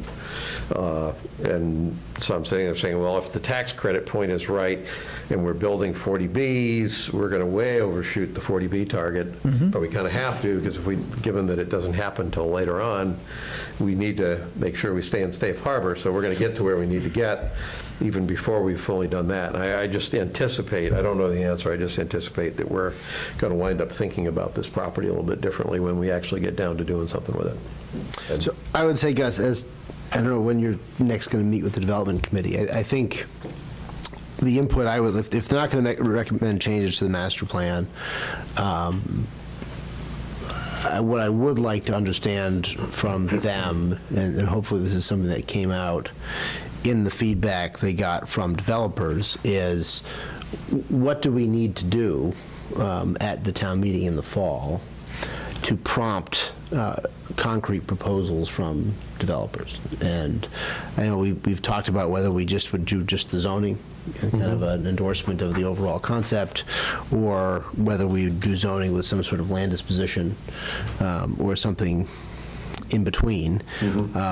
I think that would be helpful, both given the experience of the people on the committee and the communications they've had, because I think the job we're going to have here in the 2 months or so after town meeting is framing up what will be put on the warrant for the special town meeting in the fall, what the proposal will be, what the alternative will be, that if people do vote down whatever the redevelopment proposal is, what the fallback has to be, right? Because it can't just be nothing. It's got to be something on on the other side of that, and because it's not free to say no. If you decide you don't like it, there's an expense associated with it that can't be ignored. Yeah, and so, but from the development side, it would be helpful to know. I know Steve Nolan was of the view that really, if you have the zoning adopted and the master planning committee has a fairly flexible zoning proposal within the areas that they permit development under the master plan. And so if you did that, I think there would be, again, with the concept of preserving the layout of the buildings, that's kind of the core of the master plan, there'd be a lot of flexibility for different kinds of proposals to the exact thing you raised. There's no requirement in them that, the mix of affordable housing was kind of the preferred scenario, is not mandatory. And frankly, I would much prefer to have proposals like that, proposals along the lines of what tax credits you're going to use, what the funding mechanism, all that should come from developers in their proposals to us. We should not be developing that level of detail and going to developers and saying, this is the model you should use. We should be providing what we need to provide, which is the zoning rules, the overall kind of master plan and vision for it, and then the disposition of the property. So I think if that's a question that the development, not that they have to give us an answer, but at least have some input on what would actually move the ball forward at this town meeting. And so we don't have to bite off more than we need to in kind of advancing things and giving the town a chance to weigh in on this issue. So I think the committee needs to speak for itself, but I think a couple of things that came out of the meeting, Bill, you were there, so you can also comment, but there are probably two major things that I took away at the top level. One is we want the zoning in place before we go out. Related to that is the zoning that the master plan calls for sounds like the zoning that would be proper or adequate for developers. So the zoning we're talking about is the right kind of zoning. Two, we need to have answers for any of the infrastructure. We need to have answers for the infrastructure cost, which we don't currently have full answers for. And I think that would include answers in terms of what our expectations of the developer are, but we got to understand if we expect the developer to handle infrastructure costs, that probably goes into the calculus around housing unit numbers. So as I see it, we're trying to thread a needle here of keeping the number of housing units down at the level that the town has come to expect, but make it economically viable for a developer. And the dilemma that we have, independent of the developers, is if we go to the town, so we have a master plan which states one picture. We're getting some feedback from developers that sounds like we're not so far off, that that's an impossible picture, which is good. The town will not vote on the master plan. The taxpayers will vote on the zoning, but they'll vote on the zoning with the understanding that we give them of what the zoning is for. So the dilemma we have is to make sure that what we present to the taxpayers of what the zoning is for is accurate enough to what the projects ultimately will be when a developer comes in, that we've got, we've basically operated with integrity in what we represented at the front end to get the zoning change made in order to get the project done. And I think that just requires some careful thoughtfulness and diligence on our parts, and at this point on the development committee's part, to make sure that we're being as reasonable, practical, and accurate as you can be before you've actually got some developer signed on the bottom line. And by answers for the infrastructure costs, they mean just what the costs are, or how they're going to be paid for? Oh, how they, who's paying, how does the infrastructure get to the site? This didn't come up from the discussions with the developers, but then we all know that on top of that, we potentially have another infrastructure cost that's the infrastructure on Hospital Road that supports the site, which is totally independent from the on-site infrastructure. So we have a two-tiered infrastructure question around that. Presumably the remediation and demolition would get dumped onto the developer. But it's that other stuff that we need to figure out. I thought that Mo was going to figure out the water and sewer and the infrastructure costs a little more better. I thought he was going to deal with Park and some other people at water and sewer. And am I remembering wrong? I don't think on the infrastructure costs. I think they were looking at more on the water withdrawal permit and the amount of water that was available. But I don't think we need that. We need that information too. But I thought they were going to follow up with the. This is what I've been asking for what, 8 months? or 9 months. But my understanding of what their efforts are right now is to take a look at the water loss so that they can resolve that issue and then approach, additional permitting. And that's what their capital projects are addressing this year. I would point out that I thought I understood the development committee to say that perhaps another round of going back to the developers, they talked about a request for, the other piece that came out of the discussion was that the developers basically said, don't go with an RFP, go with an RFI first, because that's a cheaper thing for us to do, down select off the RFI, and then issue an RFP to the down selected developers, which in terms of process, that's something we hadn't really. Is that after town meeting? Like after the zoning is adopted? Don't know. Yeah, that's probably the right answer. Don't know, because I don't know how, there's a zoning issue, there's an infrastructure on the site issue, there's potentially an infrastructure feeding the site issue, and we're working the capacity issue, the licensing capacity issue. But we have 3 things that are going to have to get put in place, and trying to figure out whether asking taxpayers to approve zoning before anything is done on those other things, or that we have to get some of that stuff done to make sure it's practical. Well, I mean, but I guess we can talk about this in the future. I guess what I also want to hear from the committee about is whether you actually do have to solve those problems first, or whether those are part of the proposals from the developers. I mean, I would think you'd get from the developer a proposal, here's what we would need to do this, here's how we propose to fund the infrastructure, here's what we want you to fund, here's what we'll pay, and they will develop what they say, and they may also have different approaches, because again, this is not an all or nothing proposition, and you can develop a part of the property and not the rest of it. And if a developer had a proposal for developing a part of the property and not the rest of it, even if you go with the overall master plan, a developer might say, well, look, I can do this infrastructure piece here and do this within this cost, and I'll buy these 12 acres and develop this because this is the infrastructure cost, and then we may decide that's sort of a good first step. And so we don't have to deal with a $20 million problem. We can deal with a $2 million problem. I did understand, and of course I understand they talked to, what, 4 or 5 people now. The last meeting talked about just the last of the people, the last of the developers that they talked to. So I'm kind of getting fuzzy on some of the discussions that happened before that. But I did hear that there was a possibility for some kind of a phased development. So that was not ruled out. I didn't hear anybody say, no, it has to be all at once and we have to do everything all at once. I didn't hear that. In fact, some of the developers, I think they were saying that it can take maybe a decade. The developers, if they had the whole project, would still take 10 years to do it because of the size. Mike, the way I'm looking at it is the zoning has to be figured out before the developers come in. The answer for how the infrastructure on site will be addressed has to be figured out before the developers come in. So to your point, yes, one answer might be, okay, we're going to dump the infrastructure cost on you. Where my head goes in that is, but that then puts pressure on the number, I think, puts pressure on the number of units that the developer will propose for the site. And that runs the risk of basically violating what the taxpayer's preference and understanding was for how the site would be used. So I see this as a triangle here that we're trying to keep in line. But the problem is that you don't have anything until you have an actual proposal. Well, and you don't also saying what I'm going to spend. And so what the taxpayers may expect on a purely theoretical plan may be different from a plan that's actually proposed, and developers saying, I can build you 100 units, but you got to donate $25 million to my project.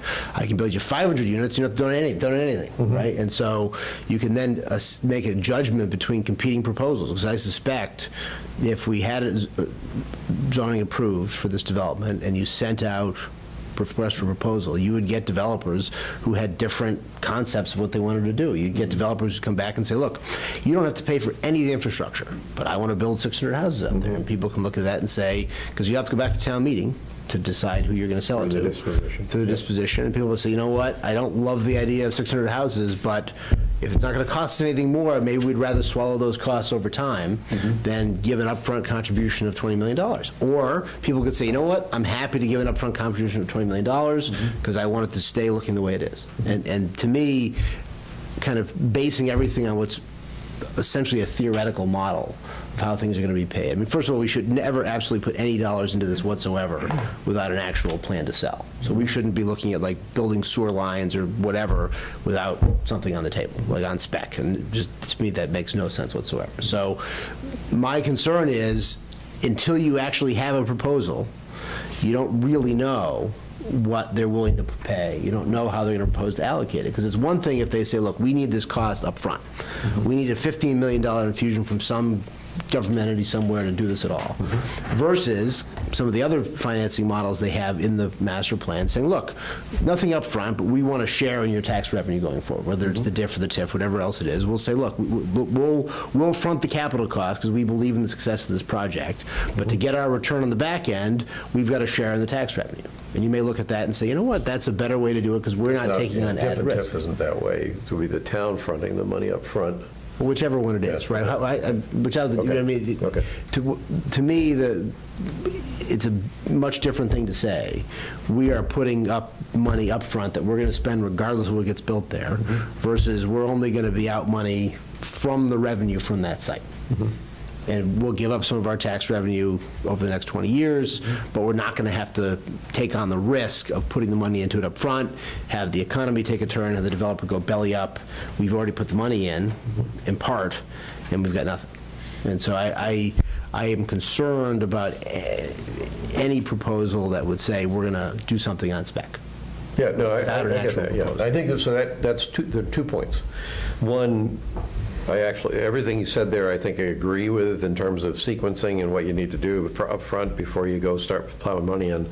But there's 2 points. Number one, that's all true for the site. We do need, as a town, we need to know that our core infrastructure serving the site on Hospital Road is adequate both from a regulatory standpoint and from a physical standpoint. So that's one thing we're going to have to sort out before we go down this road. And two, I think you just answered your question about the special town meeting in the fall.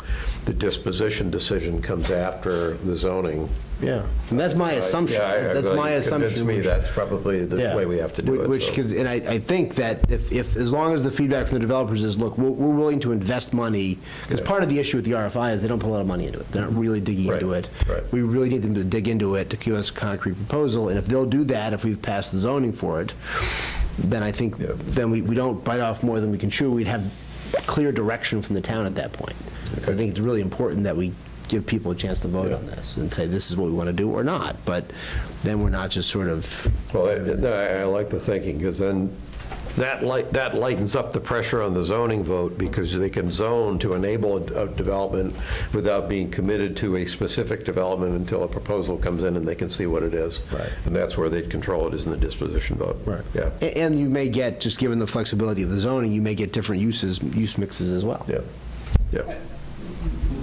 My impression of the zoning that's in the master plan is it's fairly broad. It pretty much covers a range. You might look at it and say, is there something in there that we definitely don't want 3 months from now, or 5 months from now, or 6 months from now? But it was intended to be as broad as possible. Within the footprint of the buildings? Within the, yes. Not over the whole site? Well, you know what my answers are. So yes. Right. Yes. I mean, there are some major decisions to be made. There's lease or sell. There's the issues of what's the town investment in the town's infrastructure, as you discussed, and ultimately it needs to come down to, I think you need to verify what's in the financial model. I mean, so there were several runs of sensitivity analysis and everything else. You need to go back, and if you think you'll be looking at this happening a year or 2 years from when the financial model was done, you'll need to verify that those elements in the sensitivity analysis are correct and still valid. So, you have to look at student costs, you have to look at service costs for new residents. So there's quite a bit of work that still needs to be done. Okay. That was a long selectmen's report, guys. Well, actually, I have two administrative questions for you, kind of in terms of how these meetings are run. First question, Christine, do we by any chance have a list of all the people who are serving on active duty from the town? I can check with the veterans agent. Could you see if we can get that list? So I want to throw two proposals out to you, or two thoughts out to you, for how we run the meetings. At the beginning, I homed in on that this is a moment of appreciation as opposed to a moment of silence. And the reason I did that is we often have moments of silence for service members who have died in the service of their country.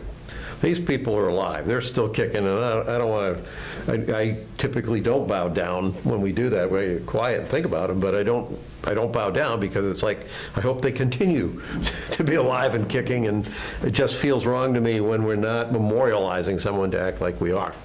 But the other piece of it is that when we do that, we're doing it, but in the most generic of ways. If you said, okay, who you got in mind?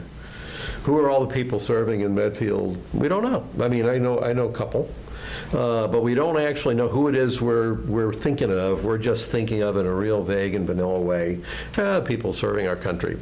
So I was going to suggest that if you think it's a good idea, if we can get names, is that at the beginning of each of the meetings, we call out, I don't know how many names we're going to get, but we call out one particular person serving. We talk about who they are, what branch they're in, where they're serving, like a 1-minute thing, but just to actually recognize them by name at the beginning and in appreciation of the service, and just we'll work our way through a list all year long, if you think that's a good idea. I think it's a great idea. Now, the moment of appreciation predates my tenure on the board. That was Richard DeSorga's. Yeah. Okay. That's a good thing to do. It's just that I There's noticed more active combat going on and people actually dying back when that was adopted.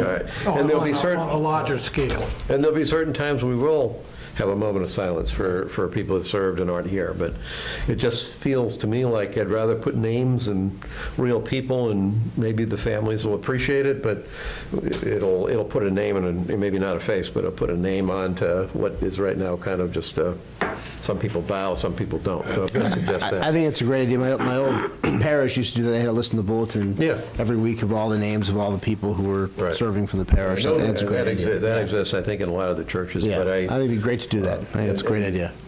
So if we can get that list, I'd like to. I just emailed them now to see if you can I'd like to, and it maybe the Legion can help us with it too as well. I knew there are some lists, I think, in churches, but if there's a way we could pull that together, I'd suggest that.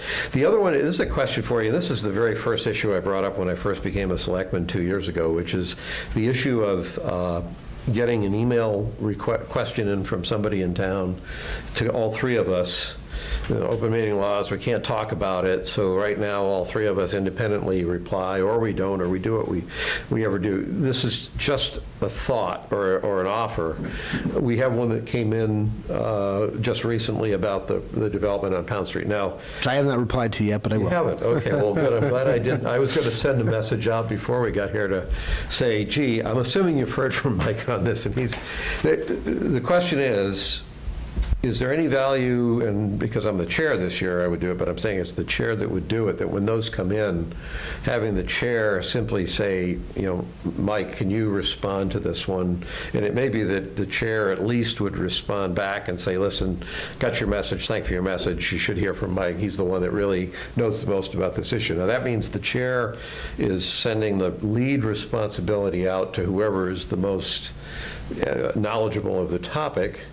Or to a town official. Or to a town employee. Or could be a town employee, yeah. But what I'm getting at is, it bothers me that the question comes in and then the three of us respond having no idea what the others have said. And the only thing I know for sure is that over the course of a year, the likelihood that we are all equally knowledgeable and going to provide equally accurate information, doing it that way is remote.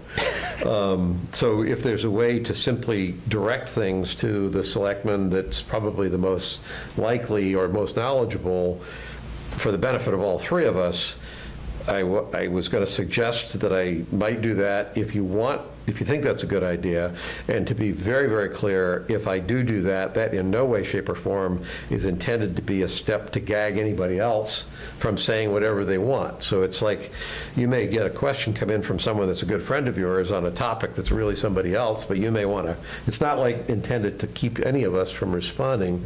It's just, every time we do this, I feel it's like we all have blindfolds on and we're walking around the room with pins looking for where to put the tail on the donkey. And if you think that's a better approach or something that you think is worthwhile, I'm willing to take that as the coordination role.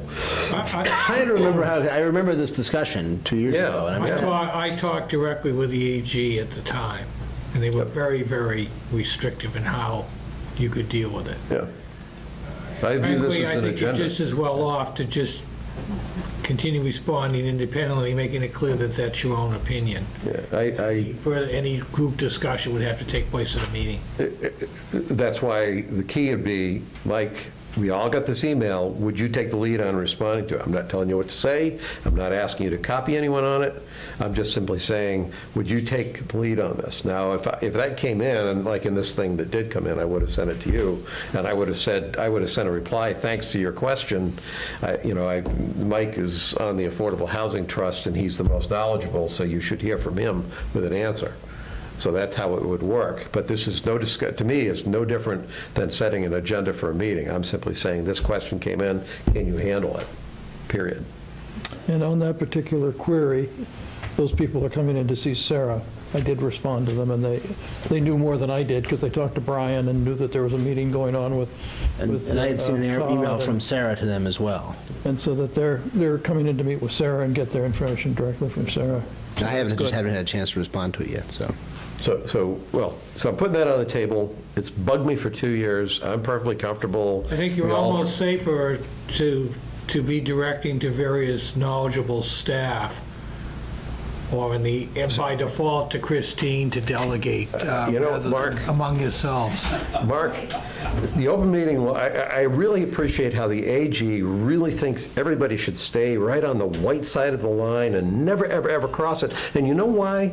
Because if somebody gets in the gray zone and something blows up, and the AG or any lawyer says, well, I told you it was okay there, the only safe spot for a lawyer, I'm surrounded by lawyers here, the only safe spot for a lawyer is to stay in the white zone, because if you go into the gray zone, even though that's where real stuff gets done, if I tell you you can do that, and something goes wrong, it comes back on me.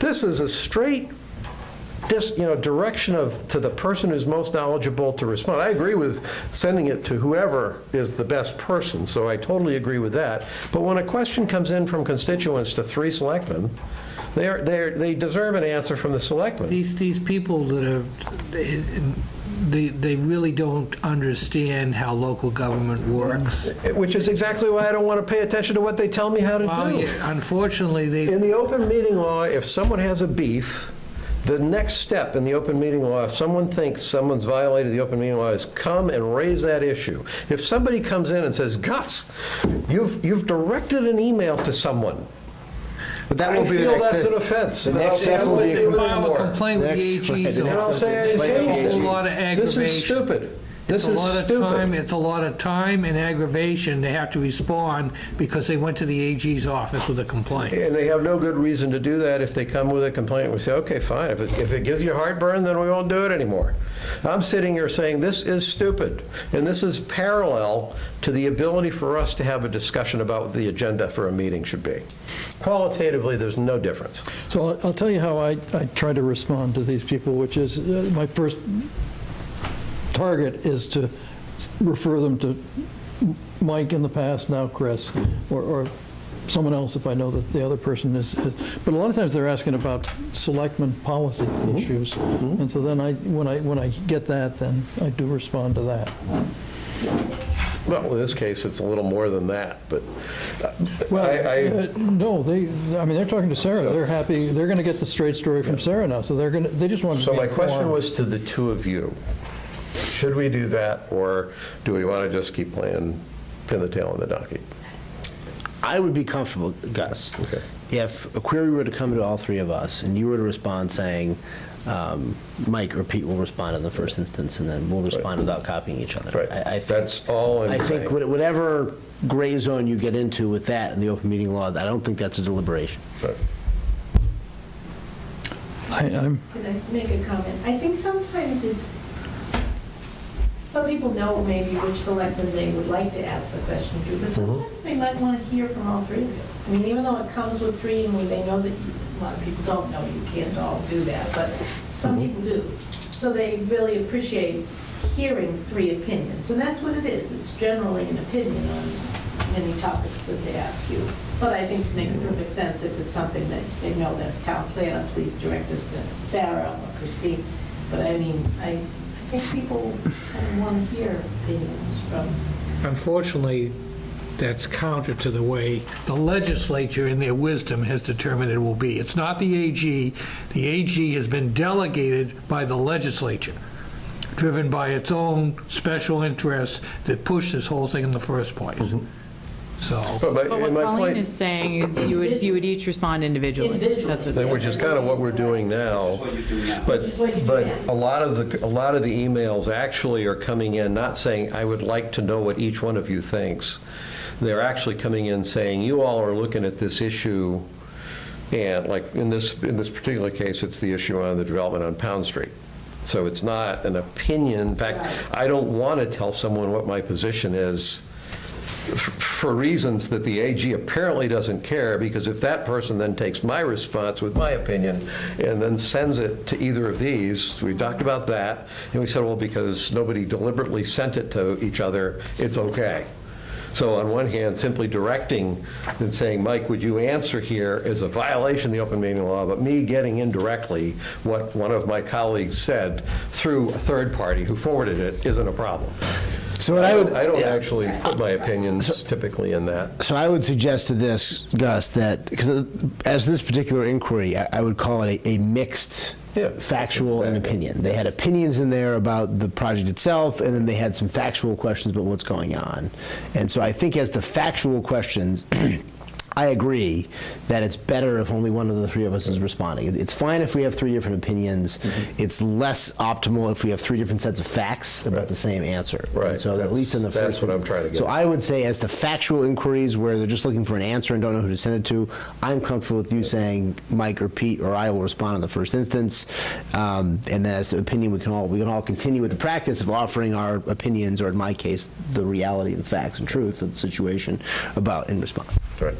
That's what I'm getting at. But if the response was, you suggest to the person, contact just Mike, then you're not getting in the middle. It's supposed to you sending it to Mike. Well, this is where they sent all three of us in the first all three of us, so I'm just responding. I mean, if it was a case, I mean, I wouldn't give the person asking the question a job to do. I would basically, let's say it didn't have anything to do with the three of us and it was a highway department question, I would say, thanks for your question. The best person to answer that is Mo Goulet, and I forwarded your message to him, and I would copy him on that message back, and that's how I would do that. That's fine, again, for the specialized knowledge, but going back to her point of what people really seeking out is what the various selectmen's opinions are, and now the interaction among yourselves, however you do it, is problematic. That's right, because there is no interaction. I think Gus is just talking about in the first instance, who's going to get back to you initially, and then we can also all respond, right? Yeah, for instance, I was sitting there saying, well, it's been a couple days, I've been busy, I haven't responded to that email. Mike's the most qualified. But if I had responded, I would have said, because I would have thought you would have responded, I would have said, well, by now I'm guessing you probably have heard from Mike, and which he's would the not have been best true. person. Sorry. Which would have, so I would have been saying, it's because we're sitting there walking around with I mean, you blindfolds. can put it on an agenda or talk about it and then come back with a I don't response. want to do, I just want to shuttle the question. Assign it to him. And Just assign it. End of story. And I said, I don't want it assigned to him. I want. Well, if you're looking, if someone's Why looking. did you assign it to him? Because he's the Email most Pete then. knowledgeable of the facts that you're trying to get. Yeah, but you would have to tell him. How would she know? How would he know? All three of us were copied. Yeah. Yeah. Oh, I would copy. I would say, I would send out the message. Well, I'm sending him the message. I'm saying, look, I'm sending the message that says, Mike, will you respond to this question?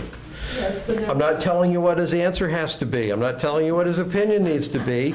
This is the same as an agenda item. Let's talk about this at our next meeting. There's no difference. Well, there is, because I don't know what your perception of the agenda is, but that's strictly you as the chair, and there's not supposed to be an interaction as to how to create the agenda. There isn't. Right now, it's just Evelyn, myself, and the chair. Right. So now we want to make sure the members of a committee are oblivious. I mean, when a message comes out and says, what inputs do you have for a meeting? What is that? We're getting into the world of absurd here right now. We really are. A question comes in, there's one, and I like Mike's distinction. I'm looking for information about a particular issue. And it's in an area where, I mean, if it was something like with MCAP or, youth outreach, it would go to Pete. Or if it was Medfield Foundation, I wouldn't want to sit there and expound upon the Medfield Foundation. I would say, I've asked Pete to, take this. Pete, will you respond? But if somebody's asking for factual things, and you do all three answer, and you do come up with different facts, well, clearly somebody's got the wrong facts. Isn't that great? So the only three people that don't know that are the three selectmen with the wrong facts. Right. And hopefully one of the other two will know the facts. I mean, it's sticky, but it's been this way how many years? So we've done it this way all along. Let's not change it. Well, it's just a function of the electronic age, because 10 years ago, they just would be phone calls back and forth, and nobody would ever know. There was no record of it. And so I'm trying to do this the clean way. I'm trying to keep this completely sterile.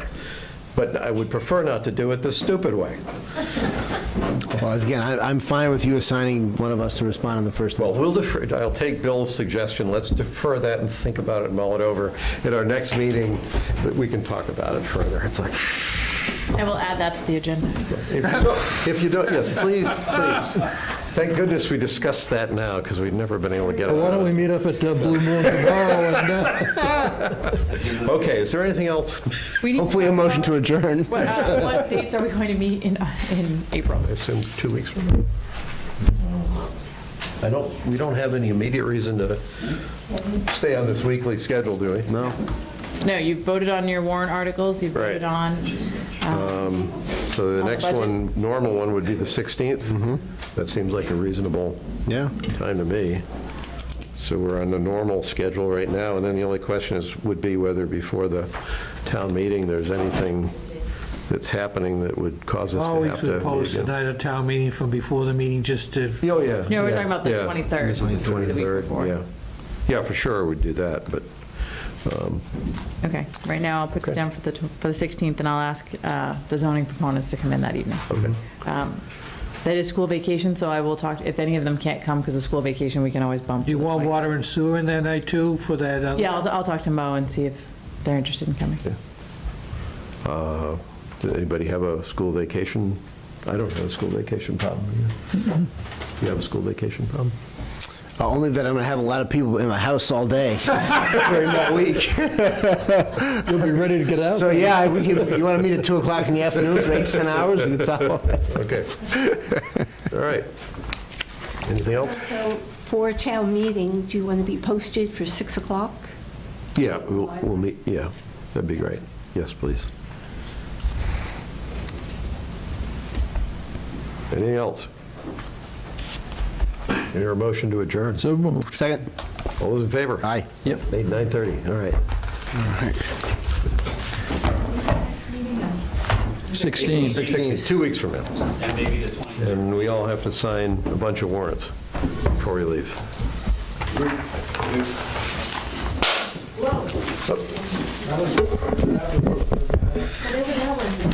Ending with a bang.